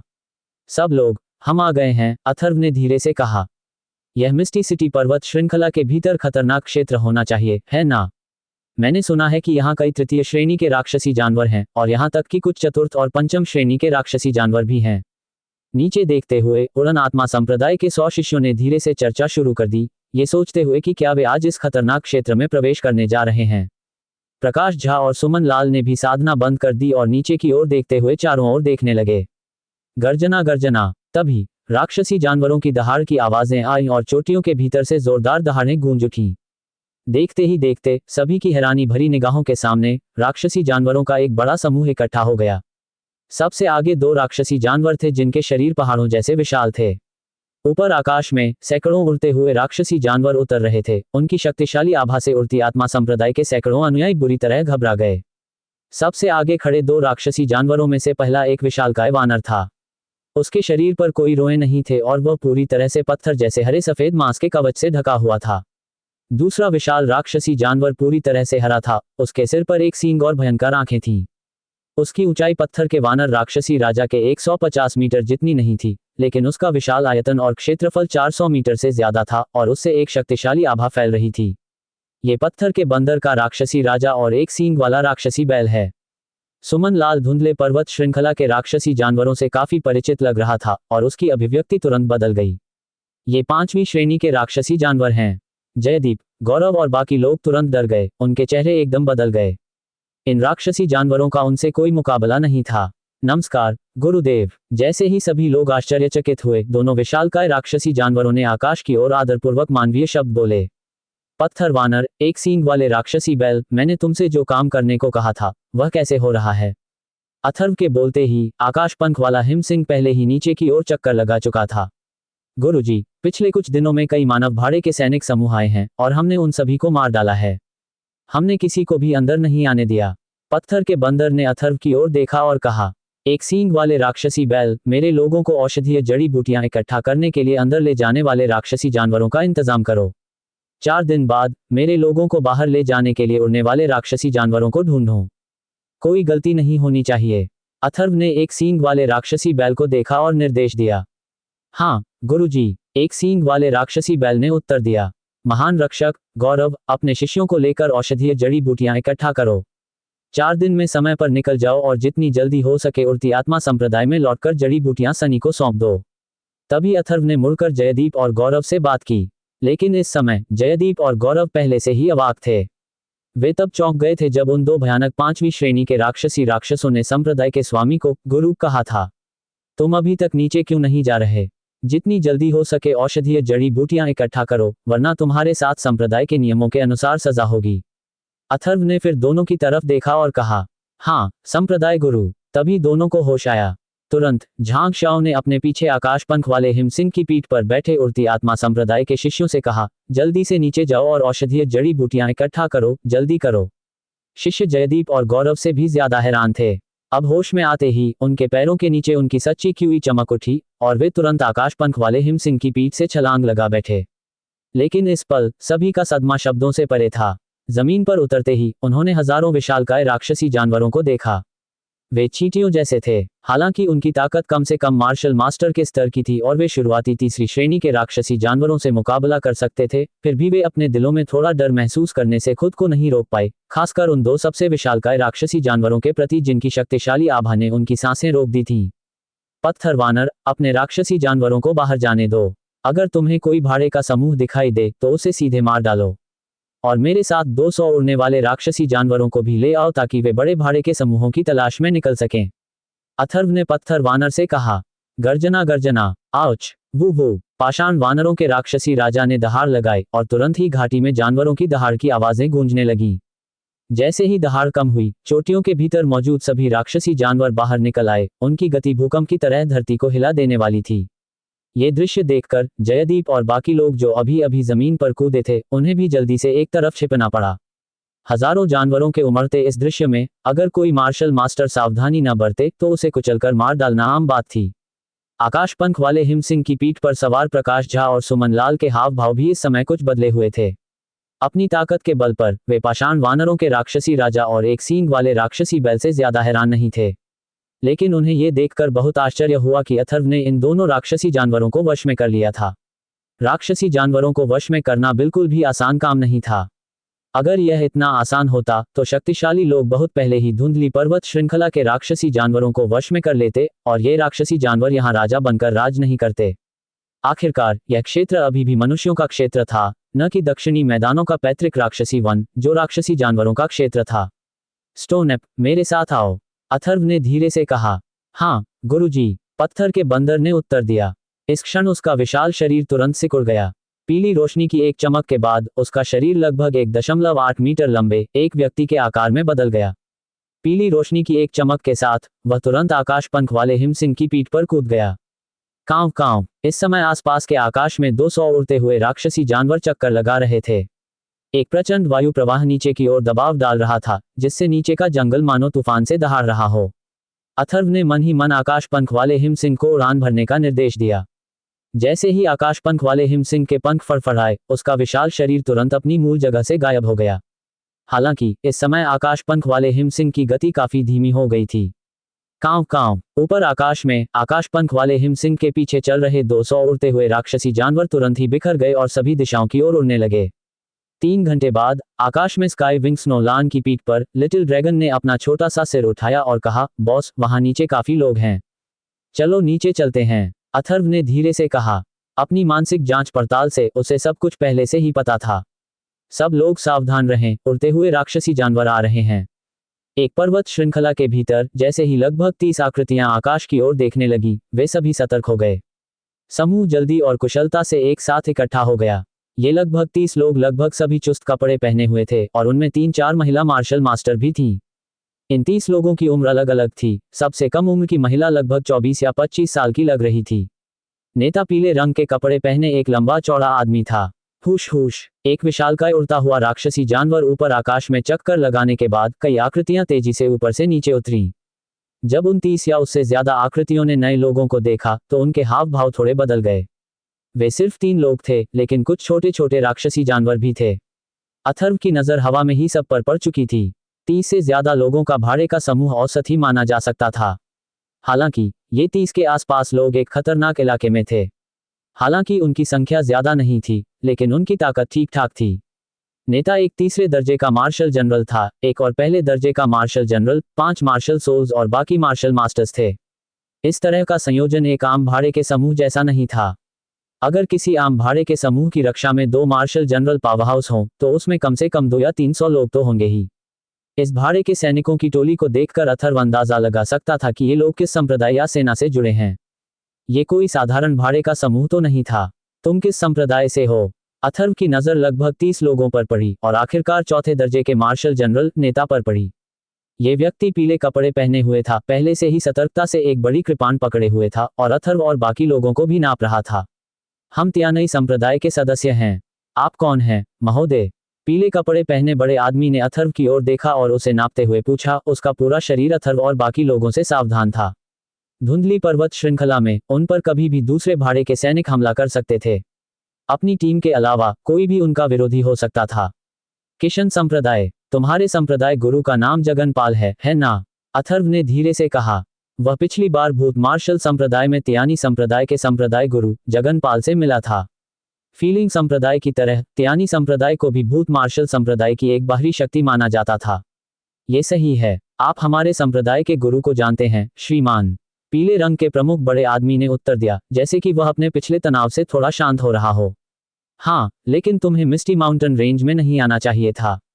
उसके शब्द पूरे होने से पहले ही अथर्व अपने स्थान से गायब हो चुका था और पीछे भूत प्रेत जैसी छवियां छोड़ गया था। सब लोग युद्ध के लिए तैयार हो जाओ। आगे चल रहे बड़े आदमी के हाव भाव अचानक बदल गए और वह दहाड़ उठा। उसके हाथ में मौजूद बड़ी कृपाण तुरंत बाहर आ गई। लगभग एक ही पल में पीले कपड़े पहने उस बड़े आदमी ने अपने हाथ में मौजूद कृपाण को तेजी से घुमाया, जिससे कई चमकदार चाप बन गए। कृपाण की रोशनी हवा में फैल गई, जो किसी जहरीले सांप की तरह फुर्तीली और क्रूर थी।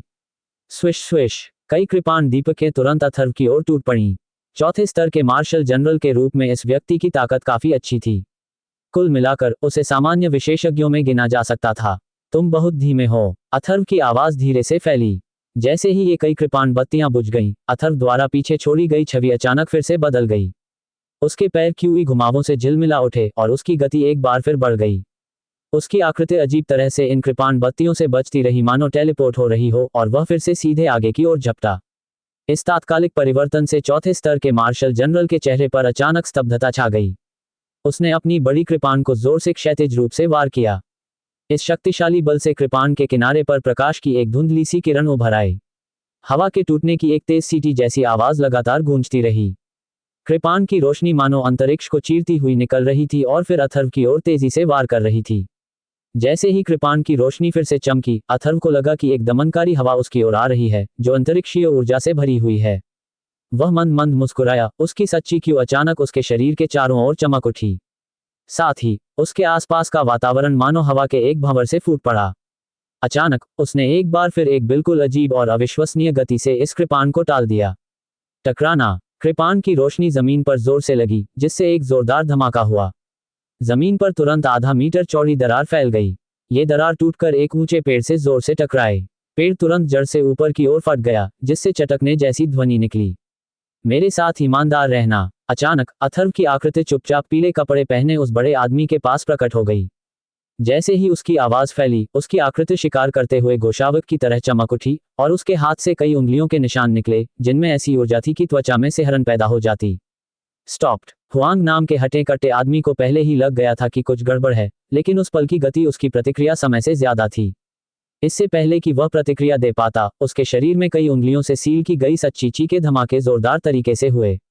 उसकी रक्तवाहिकाएं और एक्यूपॉइंट तुरंत सील हो गए, उसकी सच्चीची जम गई और उसका शरीर तुरंत हिलने डुलने में असमर्थ हो गया। कितनी तेज रफ्तार! प्रकाश झा और सुमन लाल अथर्व को देखते रहे, उनकी आंखें सिकुड़ गईं। इतनी तेज रफ्तार से निपटना उनके लिए भी बेहद मुश्किल होगा। और तुम 4 गुना मार्शल जनरल को पकड़ने के बाद अगले ही पल जब अथर्व की आकृति प्रकट हुई, तो वह पहले से ही 1 गुना मार्शल जनरल के बगल में था, जो अभी भी सदमे में देख रहा था। 1 फोल्ड मार्शल जनरल का चेहरा तेजी से बदल गया और घबराहट में उसने तुरंत एक नीली पानी जैसी रोशनी वाली दीवार खड़ी कर दी। हालांकि पानी का अवरोध पूरी तरह से स्थापित होने से पहले ही अथर्व की आकृति अचानक एक ठंडेपन के साथ प्रकट हुई। उसके हाथ में हथेली के निशान ने कई प्रतिबिंब छोड़े, जो फिर 1 फोल्ड मार्शल जनरल के नीले पानी के अवरोध पर जा गिरे। टकराना। जैसे ही हथेली का निशान नीचे दबा, एक कर्कश ध्वनि गूंजी और नीले पानी की बाधा तुरंत टूट गई। उसी क्षण अथर्व के हाथ की मुहरें बदल गईं। उसी समय उसने अपनी हथेली को उंगलियों में बदल दिया और कई उंगलियों की मुहरें तुरंत 1 फोल्ड मार्शल जनरल के शरीर पर उतर आईं। हुश हुश। जैसे ही फिंगर सील्स जमीन पर उतरी, एक धीमी सीसीटी की आवाज आई। जब आवाज गायब हुई, तब तक 1 फोल्ड मार्शल जनरल अथर्व के हाथों में कैद हो चुका था। ये सब ज्यादा देर नहीं लगा। अथर्व ने पलक झपकते ही दोनों मार्शल जनरलों को बंदी बना लिया। 1 गुना मार्शल जनरल और 1 गुना मार्शल जनरल पहले से ही अथर्व के कब्जे में थे। स्वर्गीय एक संप्रदाय के लगभग 30 लोगों के हाव भाव अचानक बदल गए। अभी अभी तो उन्होंने मुश्किल से ही कोई प्रतिक्रिया दी थी। प्रतिद्वंद्वी की गति बहुत तेज थी और उनकी ताकत बिल्कुल भयानक थी। अथर्व की वर्तमान शक्ति के लिए 1 गुना मार्शल जनरल से निपटना स्वाभाविक रूप से कोई मुश्किल नहीं था, और अब वह इस चतुर्गुना मार्शल जनरल के बराबर भी था। त्रिगुना मार्शल जनरल के रूप में उसकी वर्तमान सर्वोच्च शक्ति पहले ही इस चतुर्गुना मार्शल जनरल की शक्ति से आगे निकल चुकी थी, और यह भी कि यह चतुर्गुना मार्शल जनरल 3 संप्रदायों और 4 द्वारों के उत्कृष्ट प्रत्यक्ष शिष्यों में से एक नहीं था। 3 संप्रदायों और 4 द्वारों के वे उत्कृष्ट प्रत्यक्ष शिष्य वास्तविक युद्ध में अपने साधना स्तर से कई गुना अधिक शक्तिशाली थे। इन साधारण चतुर्भुज योद्धा सेनापतियों से निपटना अब उनके लिए स्वाभाविक रूप से कोई कठिनाई नहीं थी। विशेष रूप से प्रवाहित प्रकाश छाया गति तकनीक और वायु गुण के सहयोग से उनकी गति इस चतुर्भुज योद्धा सेनापति की तुलना में कहीं अधिक थी। गर्जन। आकाश पंख वाले हिमसिंह ने अपना शरीर सिकोड़ लिया और पर्वत श्रृंखला के भीतर चक्कर लगाने लगा। अथर्व दोनों मार्शल जनरलों को लेकर सीधे आकाश पंख वाले हिमसिंह पर कूद पड़ा और उसकी आवाज फैल गई, छोटे ड्रैगन, पत्थर के बंदर, इन सबको मार डालो, किसी को जिंदा मत छोड़ना। जैसे ही उसकी आवाज गिरी, स्काई विंग स्नोलान ने अपने पंख फड़फड़ाए और वह पहले ही ऊंचाई पर पहुंच चुका था। चिंता मत करो बॉस। लिटिल ड्रैगन का शरीर तुरंत फैल गया और जैसे ही एक बड़ा दबाव बाहर निकला, उसका विशाल शरीर सीधे आगे स्वर्गीय एक संप्रदाय के लोगों की ओर बढ़ गया। हिस हिस, गर्जन, चीख चीख। इस समय छोटे ड्रैगन को हमला करते देख 2 सिरों वाला जल अग्नि राक्षसी बाढ़ ड्रैगन, रक्त जड़ राक्षसी बाघ और सर्वोच्च यिन राक्षसी खरगोश, तीनों विशाल राक्षसी जानवर भी बिना देर किए आकाश में ऊपर की ओर दौड़ पड़े। जैसे ही उन्होंने अपने विशाल रूप धारण किए, उनके चारों ओर राक्षसी ऊर्जा का विस्फोट हुआ, जिससे नीचे की ओर भारी दबाव पड़ा। फुश। द्विसिर वाले जल अग्नि राक्षसी बाढ़ ड्रैगन के 2 विशाल सिरों से उसके विशाल मुंह खुल गए और अचानक आग की एक धारा नीचे की ओर उठी। फिर उसकी विशाल पूंछ क्षैतिज रूप से घूमी, जिससे आसपास के कई बड़े पेड़ सीधे टूट गए। बाघ की दहाड़ के बाद रक्तमय जैड राक्षसी बाघ का विशाल शरीर भी अपने मूल विशाल आकार में लौट आया। तुरंत उसका असाधारण रूप से क्रूर विशाल मुंह नीचे दबा और एक चूषण बल फैला। स्वर्गीय एक संप्रदाय के 3 शिष्य पहले ही उसके पेट में समा चुके थे। जैसे ही सुप्रीम यिन राक्षसी खरगोश का विशाल शरीर झपटा, उसके अग्रंगों पर लगे तीखे पंजों ने स्वर्गीय एक संप्रदाय की एक मार्शल आत्मा को तुरंत टुकड़ों में फाड़ दिया। रक्त छिपकली और पत्थर बंदर राक्षसी राजा ने भी तुरंत अपने असली रूप का विस्तार किया और चार्ज किया। इस क्षण जैसे ही ये राक्षसी जानवर झपटे, पूरा स्थान तुरंत ध्वनि के लगातार विस्फोटों से भर गया। जमीन कांप उठी, जानवरों की दहाड़ें गूंज उठी और ऊंचे ऊंचे पेड़ 2 टुकड़ों में टूट गए। पूरा स्थान अराजकता में डूबा हुआ था। इन चंद राक्षसी जानवरों की राक्षसी शक्ति से पूरी तरह भरा हुआ था। इस समय स्वर्गीय एक संप्रदाय के लगभग 30 शिष्य पूरी तरह से अचंभित थे। इस शक्तिशाली राक्षसी शक्ति के प्रभाव में वे तुरंत वहीं जम गए और अधिकांश शिष्य अपनी जान बचाने के लिए भागना ही भूल गए। ये रक्त छिपकली है। ये वास्तव में एक अंतिम 5वीं श्रेणी का सर्वोच्च यिन राक्षसी खरगोश है और एक मध्य 5वीं श्रेणी का रक्त जैड राक्षसी बाघ और 2 सिर वाला जल अग्नि राक्षसी बाढ़ ड्रैगन है। प्रकाश झा और सुमन लाल इस पल पूरी तरह से चौंक गए। उन्हें शुरू में शक था कि ये राक्षसी जानवर सीधे साधे नहीं हैं। अपनी दृष्टि और ताकत से वे स्वाभाविक रूप से कुछ सुराग देख सकते थे, लेकिन इस समय इन भयानक राक्षसी जानवरों को देखकर वे दोनों चौंके बिना नहीं रह सके। एक 5वीं श्रेणी का सर्वोच्च यिन राक्षसी खरगोश, साथ ही पाषाण वानर राक्षसी राजा और 2 सिरों वाला जल अग्नि राक्षसी बाढ़ ड्रैगन और वह रक्तमय जैड राक्षसी बाघ, 3 मध्य 5वीं श्रेणी के राक्षसी जानवर। वह पीला सांप राक्षसी जानवर भी बिल्कुल असाधारण था। उसकी आभा ने उन्हें चौंका दिया। दोनों ने एक दूसरे को देखा, उनकी आंखों में आश्चर्य की झलक थी। संप्रदाय के स्वामी के आसपास इतने सारे राक्षसी जानवर कैसे हो सकते हैं, और उनमें से कोई भी साधारण राक्षसी जानवर नहीं था।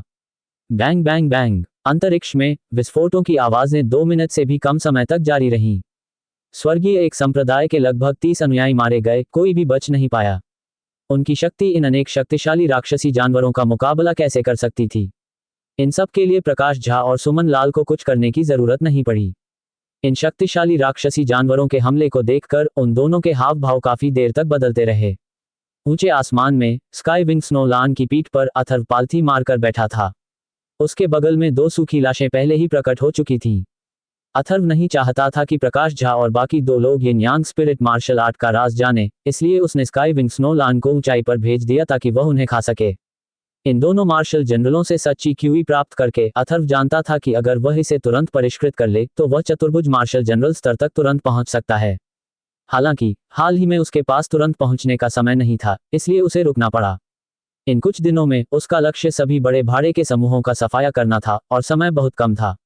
मिस्ट कैपिटल पर्वत श्रृंखला का क्षेत्र छोटा नहीं था और कुछ ही दिनों में उसकी खोज करना बेहद मुश्किल था, इसलिए उसने पाषाण वानरों के राक्षसी राजा से 200 उड़ने वाले राक्षसी जानवरों को एक साथ खोज करने का आदेश देने को कहा। फुश। जब अथर्व जमीन पर लौटा तो कुछ 1000 मीटर के दायरे में पहले से ही अफरा तफरी मची हुई थी, लेकिन वहां कुछ ही लाशें थीं। ज्यादातर लोगों को राक्षसी जानवरों ने सीधे खा लिया था। मालिक, सर्वोच्च यिन राक्षसी खरगोश ने अपना शरीर पहले ही सिकोड़ लिया था। अपने अगले अंगों पर उसने 30 या उससे ज्यादा स्थानिक थैलियां पकड़ ली थीं और उन्हें अथर्व को सौंप दिया था। अथर्व ने प्रकाश झा और सुमन लाल के आश्चर्यचकित भावों को याद करते हुए लगभग 30 स्थानिक बैग लिए। फिर उसने उन दोनों से कहा, दो हॉल मास्टर्स, चलो चलें। हाँ, संप्रदाय गुरु, दोनों ने जवाब दिया। इस समय अथर्व के प्रति उनका सम्मान अनजाने में ही बढ़ गया था। हुश हुश सभी जानवरों ने अपने शरीर सिकोड़ लिए और उनकी आकृतियां प्रकाश की धाराओं में बदल गईं और आकाशपंख वाले हिम सिंह की पीठ पर कूद पड़ीं। पिछला हमला जानवरों के लिए बस एक छोटी सी परीक्षा थी। ऐसा लग रहा था कि इसमें कोई मेहनत नहीं लगी। स्काई विंग्स नोलान की पीठ पर जब प्रकाश झा और सुमन लाल ने इन कई राक्षसी जानवरों को फिर से देखा तो उनकी निगाहें तुरंत बहुत अलग थीं। संप्रदाय गुरु, क्या हम सभी भाड़े के सैनिकों से निपटने के लिए मिस्ट कैपिटल पर्वत श्रृंखला में प्रवेश कर रहे हैं? प्रकाश झा ने पूछा। अब उनके चेहरे पर आश्चर्य का भाव नहीं रहा और वे अपनी सामान्य भयावह मुद्रा में लौट आए। सभी नहीं, हमें बस कुछ बड़े भाड़े के समूहों से निपटना है, अथर्व ने धीरे से कहा। सभी भाड़े के समूहों से निपटने की कोई जरूरत नहीं थी। दूसरी बात, पत्थर के बंदर ने 1000 राक्षसी जानवरों को भाड़े के समूहों का बेतहाशा शिकार करने का आदेश दिया था, जिससे उन्हें काफी नुकसान होगा। इसके अलावा अथर्व ने अनुमान लगाया कि इस समय भूतपरी विमला को उड़ती आत्मा संप्रदाय के लोगों को मिस्ट कैपिटल पर्वत श्रृंखला के किनारे पर प्रवेश करने की व्यवस्था भी करनी चाहिए थी। सभी को केवल बाहर जाना था, प्रवेश नहीं करना था।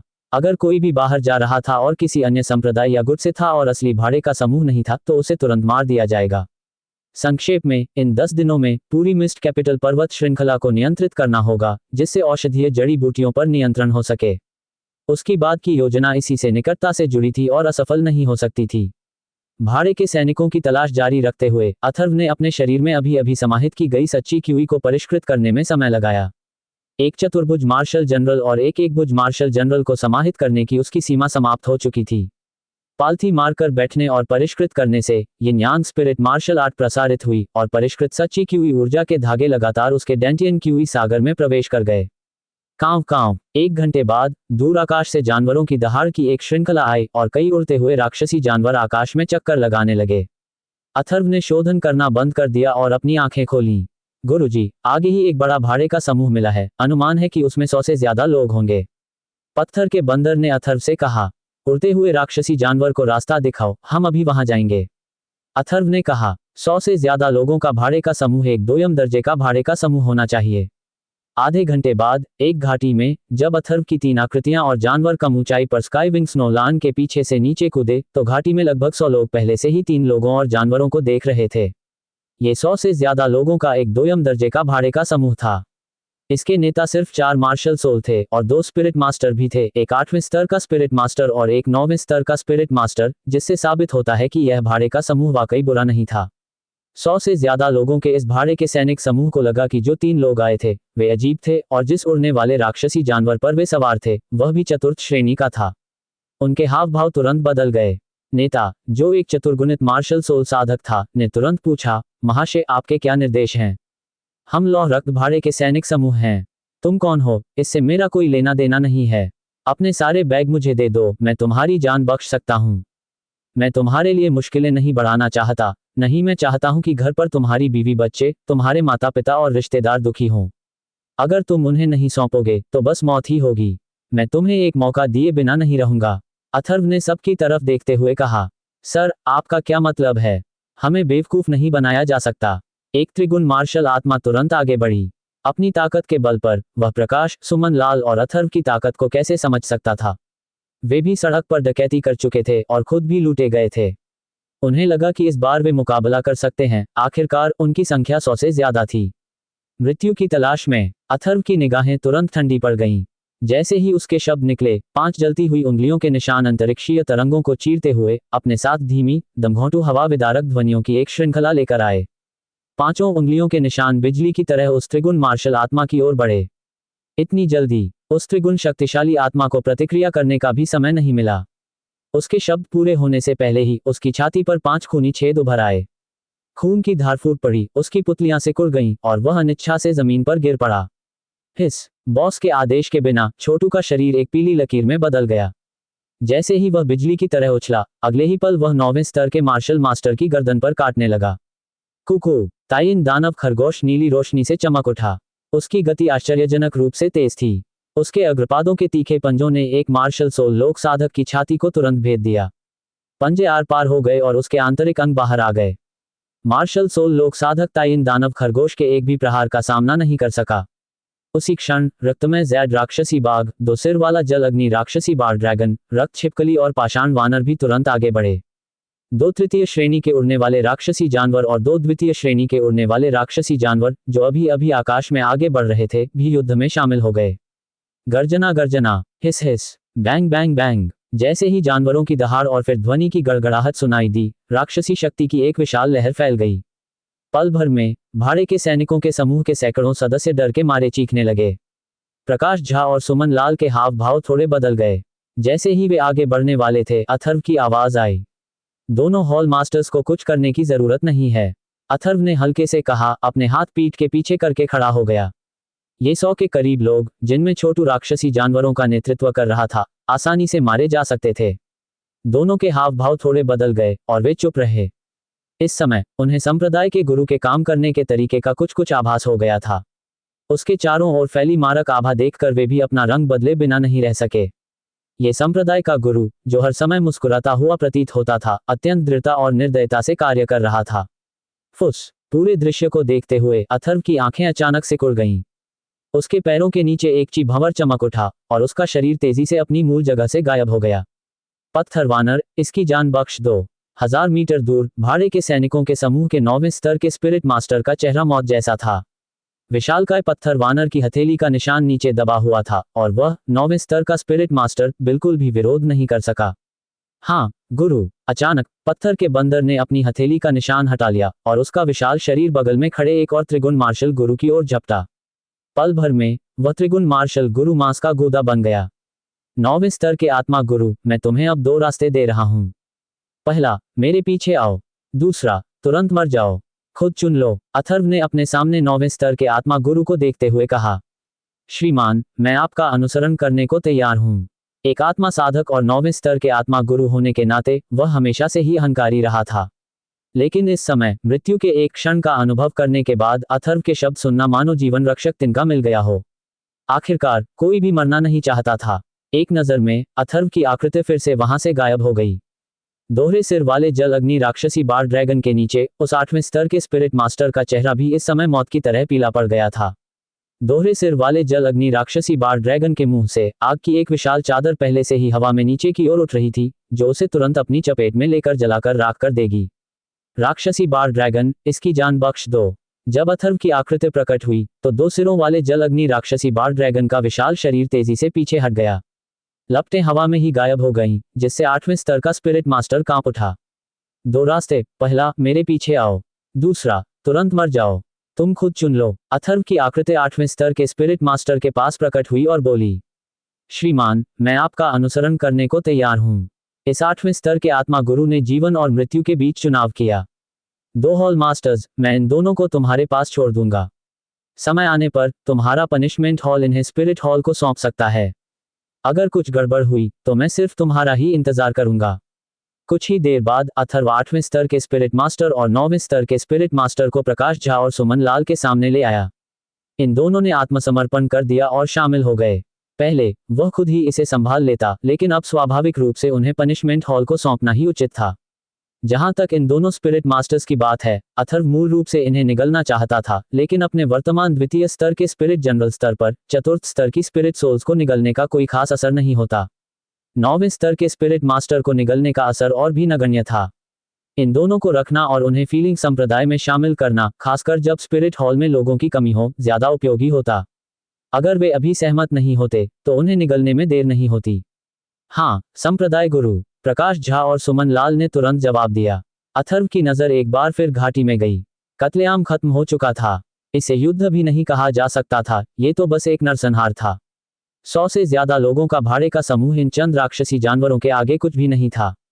ताइन दानव खरगोश ने फिर से 1 दर्जन से ज्यादा स्थानिक थैले इकट्ठा किए और अथर्व को सौंप दिए। 100 से ज्यादा लोगों के इस भाड़े के समूह में हर किसी के पास स्थानिक थैला नहीं था। दोनों स्पिरिट मास्टर्स ने अपने सभी साथियों को मरते हुए देखा, लेकिन वे किसी को भी नहीं रोक पाए।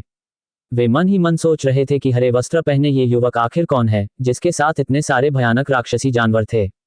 चलो चलें। सब कुछ व्यवस्थित करने के बाद अथर्व ने सभी से हल्के से कहा और फिर स्काई स्नो लान पर फिर से छलांग लगा दी।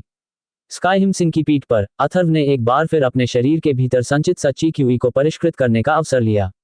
समय इसी तरह धीरे धीरे बीतता गया। पाषाण वानरों के राक्षसी राजा द्वारा संगठित राक्षसी जानवरों की खोज के बीच अथर्व को 3 घंटे बाद एक दूसरे दर्जे के भाड़े के सैनिकों के समूह की खबर मिली। और इस बार अथर्व का निशाना असल में खतरनाक क्षेत्र के सभी भाड़े के सैनिक समूह थे। खतरनाक क्षेत्र के बाहर मूलतः केवल बेहद कमजोर समूह ही थे। थोड़े मजबूत समूह खतरनाक क्षेत्र में जाते थे क्योंकि वहां औषधीय जड़ी बूटियां काफी ज्यादा थीं। कुछ तो बेचने के लिए, कुछ राक्षसी जानवरों को भी पकड़ना चाहते थे। अथर्व की आकृति फिर से एक पहाड़ की चोटी पर उतरी। पास ही 100 से ज्यादा लोगों का एक भाड़े का समूह इकट्ठा था। नेता की शक्ति भी मार्शल सोल क्षेत्र में थी, केवल 6ठे स्तर पर। इस भाड़े के समूह में एक 9वें स्तर का स्पिरिट मास्टर भी था। बस कुछ वाक्यों के संक्षिप्त आदान प्रदान के बाद कत्लेआम फिर शुरू हो गया। जब कई राक्षसी जानवरों ने अपने विशाल रूप प्रकट किए तो सैकड़ों भाड़े के सैनिकों के समूह में आखिरकार डर पैदा हुआ, लेकिन तब तक बहुत देर हो चुकी थी। इस समय मिस्ट कैपिटल पर्वत श्रृंखला का किनारा गतिविधियों से गुलजार था। 2 दिन पहले उड़ती आत्मा संप्रदाय के 1000 से ज्यादा लोगों ने मिस्ट कैपिटल पर्वत श्रृंखला के ज्यादातर निकास द्वारों को पूरी तरह से बंद कर दिया था और सिर्फ लोगों को ही बाहर जाने की इजाजत थी, अंदर आने की नहीं। इस वजह से सैकड़ों भाड़े के सैनिक लगातार शिकायत और गालियां दे रहे थे। ये कैसे हो सकता है? मिस्ट कैपिटल पर्वत श्रृंखला कभी किसी की निजी संपत्ति नहीं रही। तुम्हारा उड़ती आत्मा संप्रदाय तो हद से ज्यादा आगे बढ़ रहा है। मिस्ट कैपिटल पर्वत श्रृंखला के निकास द्वार के अंदर कई समूहों के सैकड़ों भाड़े के सैनिक जमा थे। फीलिंग सेक्ट, बहुत दूर मत जाओ। हम हमेशा मिस्ट कैपिटल पर्वत श्रृंखला में स्वतंत्र रूप से प्रवेश करते और बाहर निकलते रहे हैं। हमें जल्दी से अंदर आने दो। क्या तुम्हारा फीलिंग संप्रदाय सभी भाड़े के सैनिकों से दुश्मनी करने की योजना बना रहा है? कई भाड़े के सैनिक जोर जोर से बोल रहे थे, लेकिन उस समय प्रवेश द्वार पहले ही बंद हो चुका था। उड़ती आत्मा संप्रदाय के कई बुजुर्ग और संरक्षक व्यक्तिगत रूप से मौजूद थे। मैं फिर से कहूंगा, अब से मिस्ट कैपिटल पर्वत श्रृंखला फेलिंग संप्रदाय का क्षेत्र है। आप चाहें तो अंदर आ सकते हैं, लेकिन शांत रहें और हमारे संप्रदाय गुरु की व्यवस्था का इंतजार करें, वरना अतिक्रमण करने वालों को बेरहमी से मार दिया जाएगा। प्रवेश द्वार पर हुनान शिंग जोर से चिल्लाया। आपका फीलिंग संप्रदाय इतना अधिक नहीं होना चाहिए। हुश हुश। एक भाड़े के सैनिक की बात पूरी भी नहीं हुई थी कि एक तलवार की रोशनी अचानक उसके सीने में घुस गई। उसके सामने एक आकृति आ गिरी। वह फीलिंग संप्रदाय का संरक्षक सनी था। 3 साल से भी ज्यादा समय पहले सनी मार्शल सोल स्ट्रेंथ के 7वें स्तर पर था और इस समय वह मार्शल जनरल के पहले स्तर पर भी पहुंच गया था। कोई भी और बकवास करेगा तो उसे बिना किसी दया के मार दिया जाएगा। सनी की निगाहें झुक गईं और एक ठंडी लहर दौड़ गई। हालांकि यहाँ कुछ भाड़े के सैनिक समूह थे, ये केवल एक छोटा सा हिस्सा था, उनकी ताकत कुछ खास नहीं थी। अत्यधिक शक्तिशाली मार्शल जनरल स्तर तक पहुंचने वाले आसानी से किसी भी संप्रदाय में शामिल हो सकते थे और संरक्षक या वरिष्ठ स्तर के हो सकते थे। इसलिए सामान्यतः मार्शल जनरल स्तर से ऊपर की साधना वाले भाड़े के सैनिक समूह अत्यंत दुर्लभ थे और आमतौर पर बड़े भाड़े के सैनिक समूह होते थे। ऐसे समूहों में 400 या 500 लोग हो सकते थे, जो लगभग एक छोटे संप्रदाय के बराबर होते थे। एक भाड़े के सैनिक को सीधे मार डालने के बाद भीड़ तुरंत शांत हो गई। हालांकि उनमें से हर एक के अंदर गुस्सा भरा हुआ था। इस इलाके में रहने वाले भाड़े के सैनिक मिस्ट कैपिटल पर्वत श्रृंखला में अपना गुजारा करते थे। अब जब मिस्ट कैपिटल पर्वत श्रृंखला को सील कर दिया गया था तो वे मुश्किल में पड़ गए। उड़ती आत्मा संप्रदाय की गंभीरता देखकर इन भाड़े के सैनिकों ने ज्यादा कुछ कहने की हिम्मत नहीं की। हालांकि वे तितर बितर नहीं हुए और उनकी संख्या बढ़ती ही जा रही थी। चौथे दिन मिस्ट कैपिटल पर्वत श्रृंखला के भीतर एक घाटी में कई राक्षसी जानवर प्रवेश द्वार पर पहरा दे रहे थे। उसी समय हरे वस्त्र पहने एक व्यक्ति घाटी के भीतर पालथी मारकर बैठा था, जिसके चारों ओर एक हल्के पीले रंग का प्रभामंडल था। उसकी आभा पहले से ही बढ़ रही थी। अथर्व के शरीर के भीतर उसके डेंटियन क्यूई सागर में स्थित मार्शल कोर इस समय तेजी से घूम रहा था। उसके डेंटियन क्यूई सागर में मौजूद असली क्यूई भी संतृप्त अवस्था में पहुंच गई थी। और इस समय अथर्व के शरीर के भीतर भस्म ऊर्जा लगातार यिन यांग लिंग वू जुए द्वारा परिष्कृत की जा रही थी, अंततः शुद्ध सच्ची क्यूई में परिवर्तित हो रही थी, जो शिरोबिंदु से दानतियन क्यूई सागर में प्रवाहित हो रही थी। अथर्व का आभामंडल लगभग आधे घंटे तक ऊपर उठने के बाद मानो किसी रुकावट का सामना कर रहा हो और अंततः धीरे धीरे कमजोर पड़ने लगा। जैसे जैसे ऊपर उठता आभामंडल कमजोर होता गया, अथर्व के चारों ओर बना मिट्टी जैसा पीला प्रकाश भंवर और भी घना होने लगा। अथर्व के शरीर के भीतर परिष्कृत सच्ची क्यूई ने मेरिडियन के माध्यम से यात्रा की, एक चक्र में मेरिडियन के साथ परिचालित हुई और अंततः अभी भी डेंटियन क्यूई सागर में प्रवेश किया। इस क्षण सच्ची ची उसके शरीर के सभी अंगों में भर गई। अथर्व के शरीर के बाहर सच्चीची उसके सभी रोमछिद्रों से बाहर निकलकर बहने लगी, जिससे अथर्व के शरीर की सतह से एक मिट्टी जैसी पीली रोशनी निकलने लगी। सच्चीची का रिसाव जितना सघन होता गया, पीली रोशनी उतनी ही तेज होती गई। उसका पूरा शरीर पहले से ही कई दसियों मीटर व्यास वाली एक पीली रोशनी की ढाल में लिपटा हुआ था। स्टॉप्ड। और इस अद्भुत अनुभूति के बीच अथर्व को यह भी महसूस हो रहा था कि उसके शरीर की सभी नाड़ियां, हड्डियां, मांसपेशियां और आंतरिक अंग एक सुखद एहसास दे रहे थे जिसे सिर्फ वही महसूस कर सकता था। इस समय उसके शरीर को अधिकतम पोषण मिल रहा था। विभिन्न साधना स्तरों के परिणामस्वरूप शारीरिक दृढ़ता के विभिन्न स्तर प्राप्त होते हैं। ऐसा इसलिए है क्योंकि प्रत्येक सफलता के दौरान मार्शल कलाकार उस सफलता से अधिकतम लाभ प्राप्त करने का भरसक प्रयास करते हैं। इस प्रकार का लाभ सीधे तौर पर शरीर को अधिकतम सीमा तक सुदृढ़ कर सकता है। इस समय अथर्व द्वारा ग्रहण की गई सच्चीची अभी भी उसके शरीर में लगातार परिष्कृत हो रही थी। उसकी मेरिडियंस को भरने वाली सच्चीची लगातार भरती जा रही थी, लगभग सूजन के बिंदु तक। परिष्कृत होती सच्चीची के निरंतर संचार के कारण उसका शरीर थोड़ा कांप भी रहा था।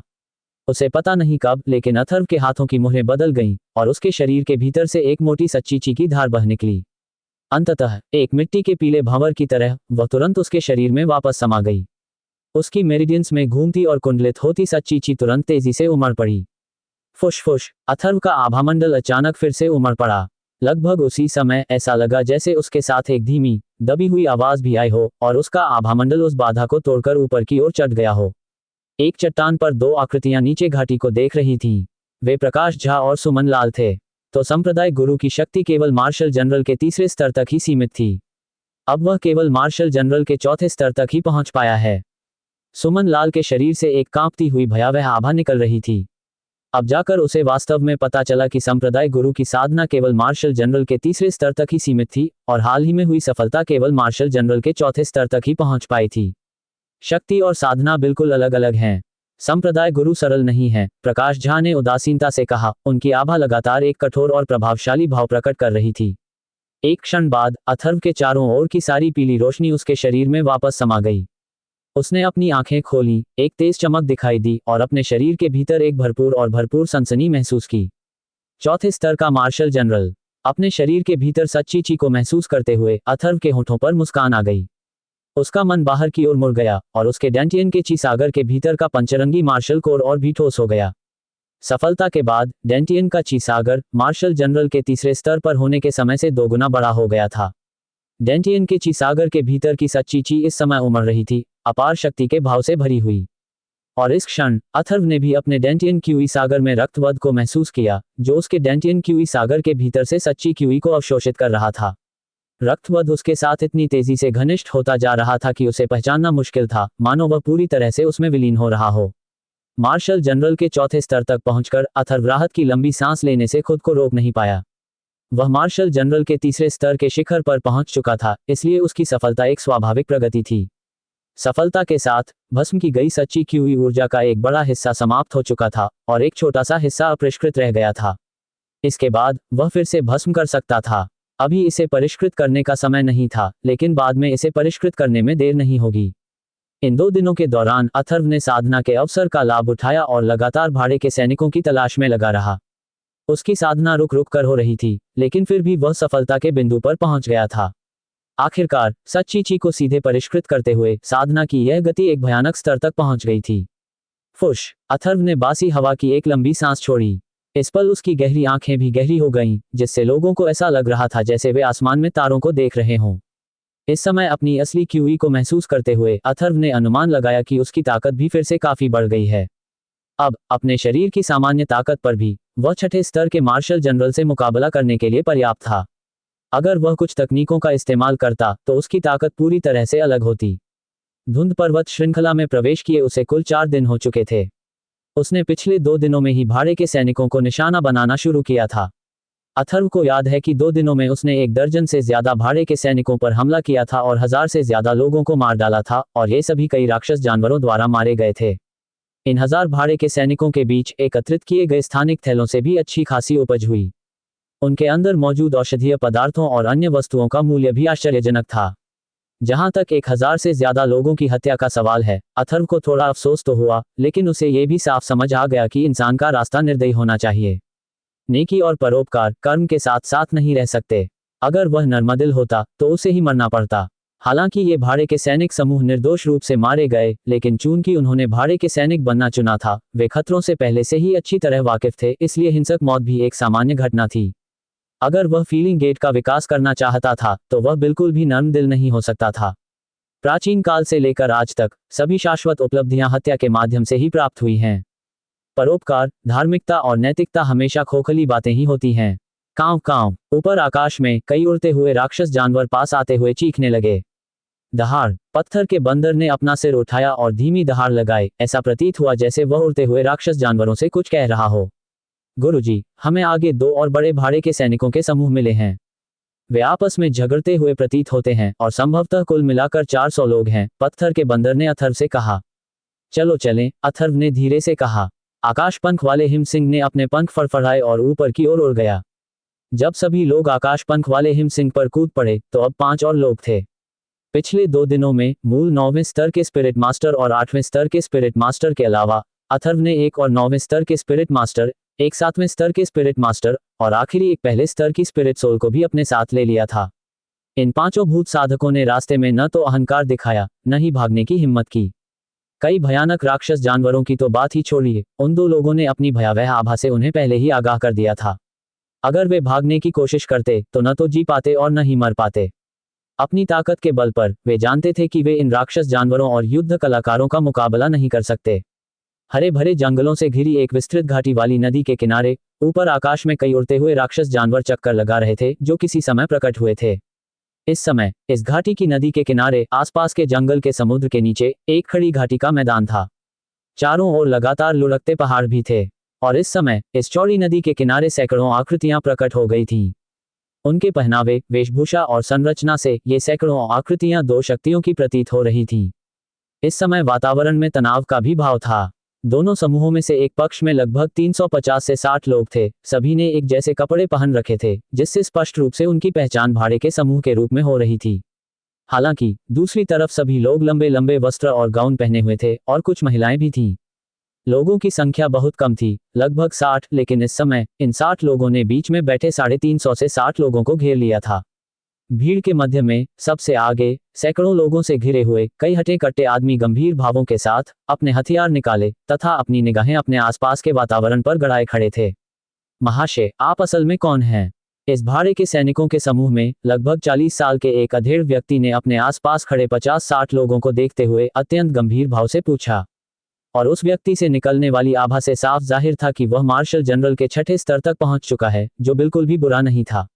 हम कौन हैं, इसकी परवाह मत करो। अपने पास मौजूद सारी औषधियां सौंप दो, हम उन्हें खरीद लेंगे, वरना तुम सब मर जाओगे। 50-60 लोगों के बीच समूह का नेतृत्व कर रहे एक 5 दशक के बुजुर्ग ने ठंडे चेहरे के साथ धीरे से कहा। इस व्यक्ति की आभा 6ठे स्तर के मार्शल जनरल की आभा को पूरी तरह से दबा रही थी, जो मार्शल जनरल के 8वें स्तर तक पहुंच गया था। महोदय, लेकिन आप जो कीमत दे रहे हैं वह बाहर उड़ती आत्मा गेट की कीमत से 2/3 कम है।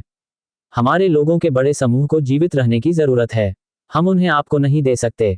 भाड़े के समूह के प्रमुख हटे कट्टे आदमी ने चेहरे पर मरोड़ के साथ कहा। 300-400 लोगों ने धुंध पर्वत श्रृंखला में कई महीनों तक कड़ी मेहनत की थी, सब कुछ अच्छा मुनाफा कमाने के लिए, लेकिन इस बार उन्हें औषधीय सामग्री खरीदने के लिए किसी ने उनका रास्ता रोक दिया। दूसरे पक्ष की समग्र शक्ति बेहद मजबूत थी और वे उनका बिल्कुल भी विरोध नहीं कर सके, लेकिन अगर उन्होंने औषधीय सामग्री सौंप दी तो इस बार उन्हें भारी नुकसान होगा। 300-400 लोगों के लिए इन कई महीनों की फसल करोड़ों सोने के सिक्कों के बराबर थी। अगर वे इसे दूसरे पक्ष को दे देते तो उन्हें ज्यादा से ज्यादा 3 मिलियन मिलते, जिससे 6 से 7 मिलियन का नुकसान होता, जो एक बहुत बड़ी रकम थी। अगर तुम उन्हें नहीं सौंपोगे तो तुम मर जाओगे।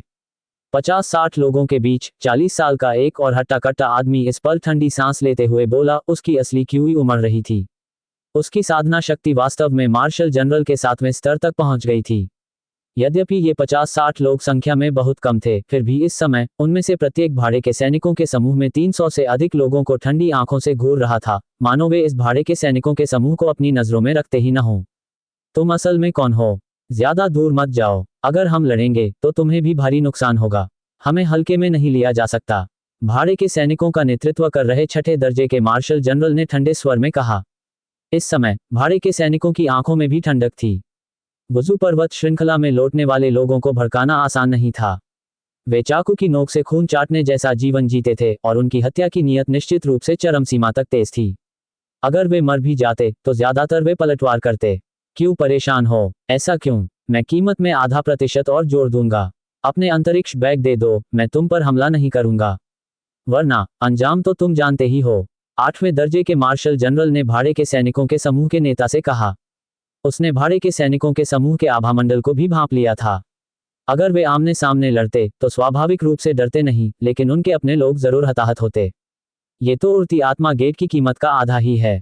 अगर आप उड़ती आत्मा गेट की कीमत का 90% दे सकें तो हम नुकसान उठाकर उसे स्वीकार कर लेंगे, लेकिन मौजूदा कीमत पर हम इसे स्वीकार नहीं कर सकते। भाड़े के सैनिकों के समूह के प्रमुख हटे कट्टे आदमी ने सिर उठाकर कहा। यह एक बहुत बड़ी रकम थी, इसलिए उसे इसके लिए लड़ना पड़ा। तुम सिर्फ जुर्माना भरने के लिए टोस्ट लेने से इनकार कर रहे हो। तुम मौत की तलाश में हो। 8वें स्तर के मार्शल जनरल का धैर्य आखिरकार जवाब दे गया। एक ठंडी खर्राटों के साथ उसके भीतर से एक उदास नीली सच्ची ऊर्जा उमड़ पड़ी। उसने भाड़े के सैनिकों के समूह के 6ठे स्तर के मार्शल जनरल को क्रूरता से घूरा और सीधे अपने हाथ से हथेली का निशान बनाया। एक प्रचंड शक्ति तुरंत अंतरिक्ष में उमड़ पड़ी। भाइयों, आओ लड़ें। 6ठे स्तर के मार्शल जनरल का तलवार हाथ में कांप उठा। एक पल के लिए उसके चेहरे पर गंभीरता छा गई, फिर उसने दांत पीसकर आगे की ओर धावा बोला। उसके भीतर से एक स्वर्ग सी पीली सच्ची ऊर्जा उमड़ पड़ी। एक भयंकर गर्जना के साथ उसकी आकृति एक प्रतिबिंब की तरह बन गई, जो सीधे 8वें स्तर के मार्शल जनरल की ओर दौड़ी। 6ठे स्तर के मार्शल जनरल की साधना के साथ उसकी शक्ति कम नहीं थी। चलो लड़ते हैं। इस भाड़े के सैनिकों के समूह के नेता के पीछे भाड़े के सैनिकों की एक भीड़ तेजी से चल पड़ी। हवा में भी सच्ची ऊर्जा की लहरें फैल गईं। हालांकि उनकी ज्यादातर ताकत बहुत ज्यादा नहीं थी, फिर भी इस समय एक साथ इकट्ठा होकर उन्होंने एक जबरदस्त गति पैदा कर दी। हे, मरते दम तक लड़ना चाहते हो? 50-60 लोगों के समूह में 7वें स्तर की मार्शल जनरल साधना वाला हट्टा कट्टा आदमी ठंडे स्वर में चिल्लाया। उसने अपने आसपास के लोगों से कहा, सभी शिष्यों, हमला करो, बिना दया के मार डालो।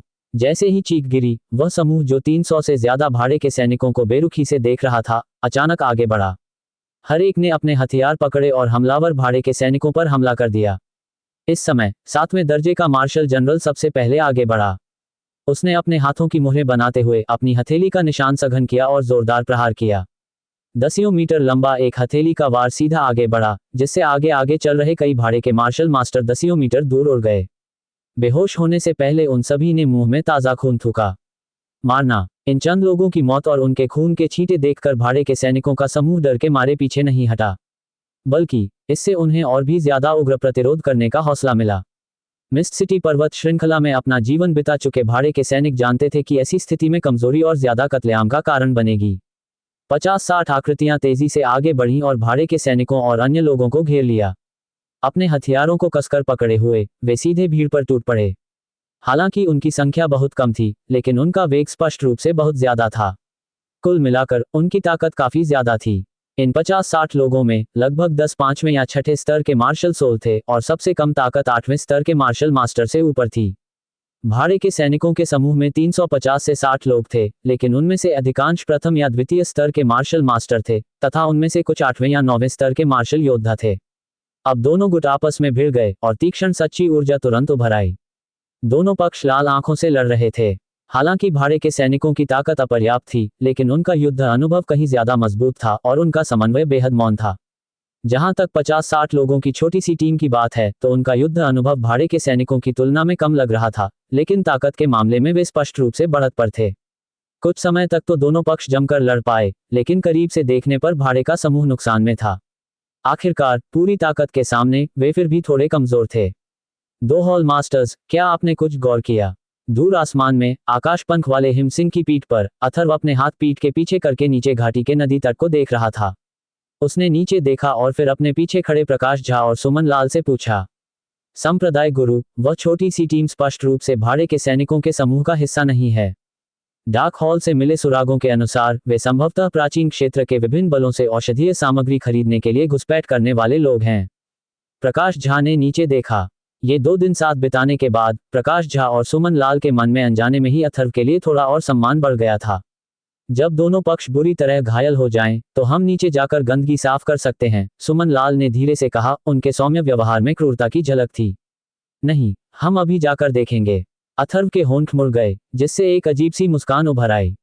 Bang bang. घाटी के नदी तट के ऊपर ध्वनि विस्फोट की आवाजें अंतरिक्ष में गूंज रही थीं और लोग लगातार गिर रहे थे और चीख रहे थे।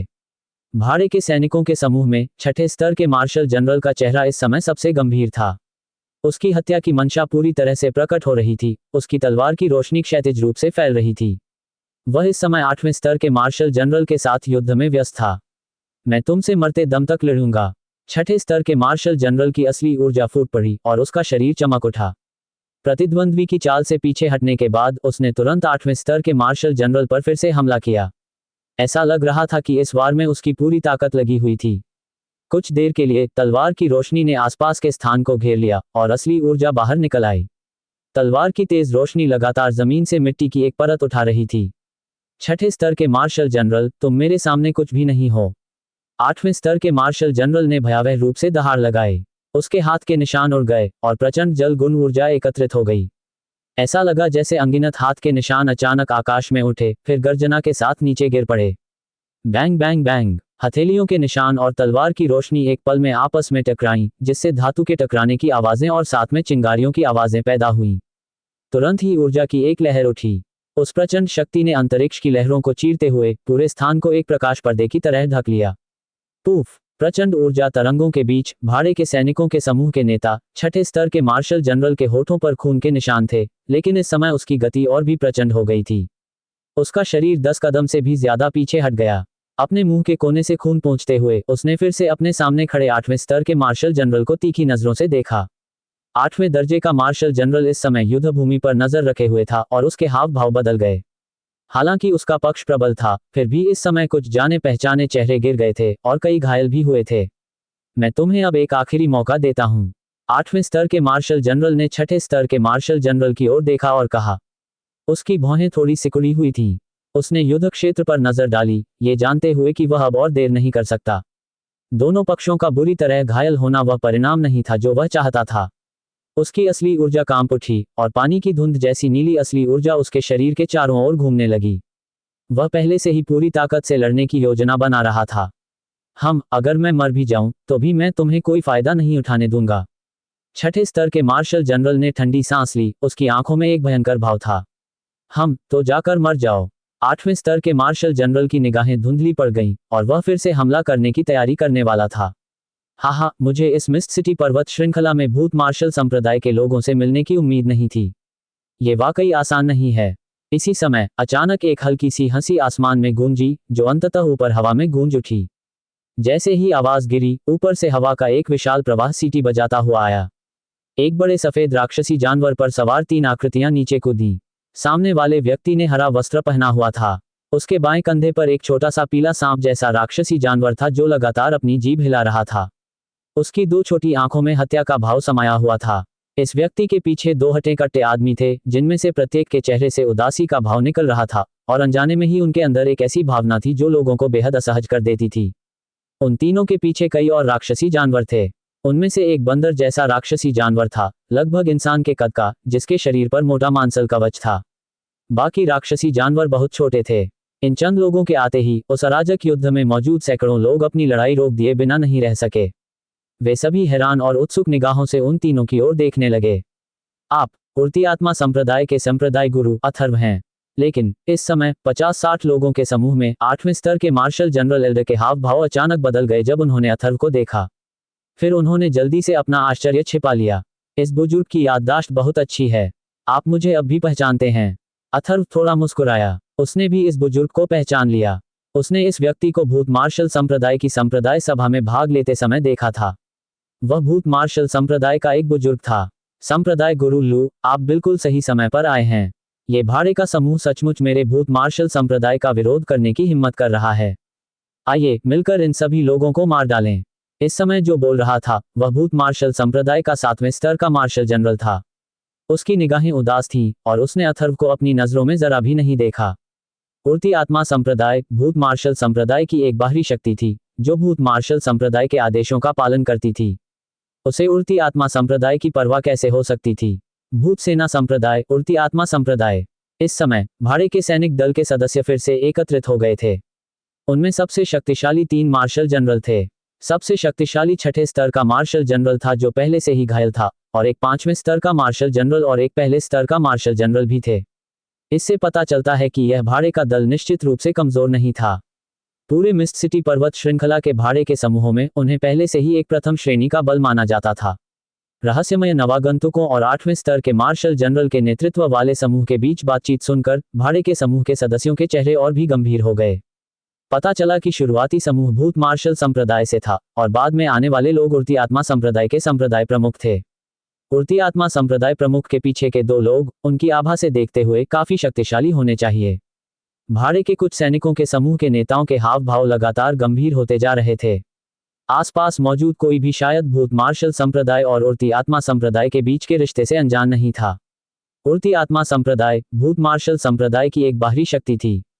मिसिसिपी पर्वत श्रृंखला के बाहरी क्षेत्र का प्रबंधन उड़ती आत्मा संप्रदाय द्वारा किया जाता था, लेकिन वास्तव में भूत मार्शल संप्रदाय ही इसका प्रबंधन कर रहा था। इस समय उड़ती आत्मा संप्रदाय शायद बिना किसी हिचकिचाहट के भूत मार्शल संप्रदाय की मदद करेगा। अथर्व ने हल्के से मुस्कुराकर उस हटे कट्टे 7वें दर्जे के मार्शल जनरल को नजरअंदाज कर दिया। अथर्व ने भी इस व्यक्ति को भूत मार्शल संप्रदाय में देखा था। वह भी भूत मार्शल संप्रदाय का एक बुजुर्ग था। अथर्व ने अपना सिर घुमाया और भाड़े के सैनिकों की टोली की ओर देखा, जिसमें पहले ही काफी लोग मारे जा चुके थे। भाड़े के सैनिकों की टोली, जिसमें पहले 350 से 60 लोग थे, अब सिर्फ 280 से 90 लोग ही बचे थे और कई घायल भी थे। हालांकि बचे हुए लोग मूलतः थोड़े ज्यादा ताकतवर लोग थे। 3 मार्शल जनरल, 7 मार्शल आत्माएं। अथर्व ने भाड़े के सैनिकों के समूह को देखा। ताकत का ये स्तर मूल उड़न आत्मा संप्रदाय से कहीं ज्यादा मजबूत था। ये निश्चित रूप से बुरा नहीं था।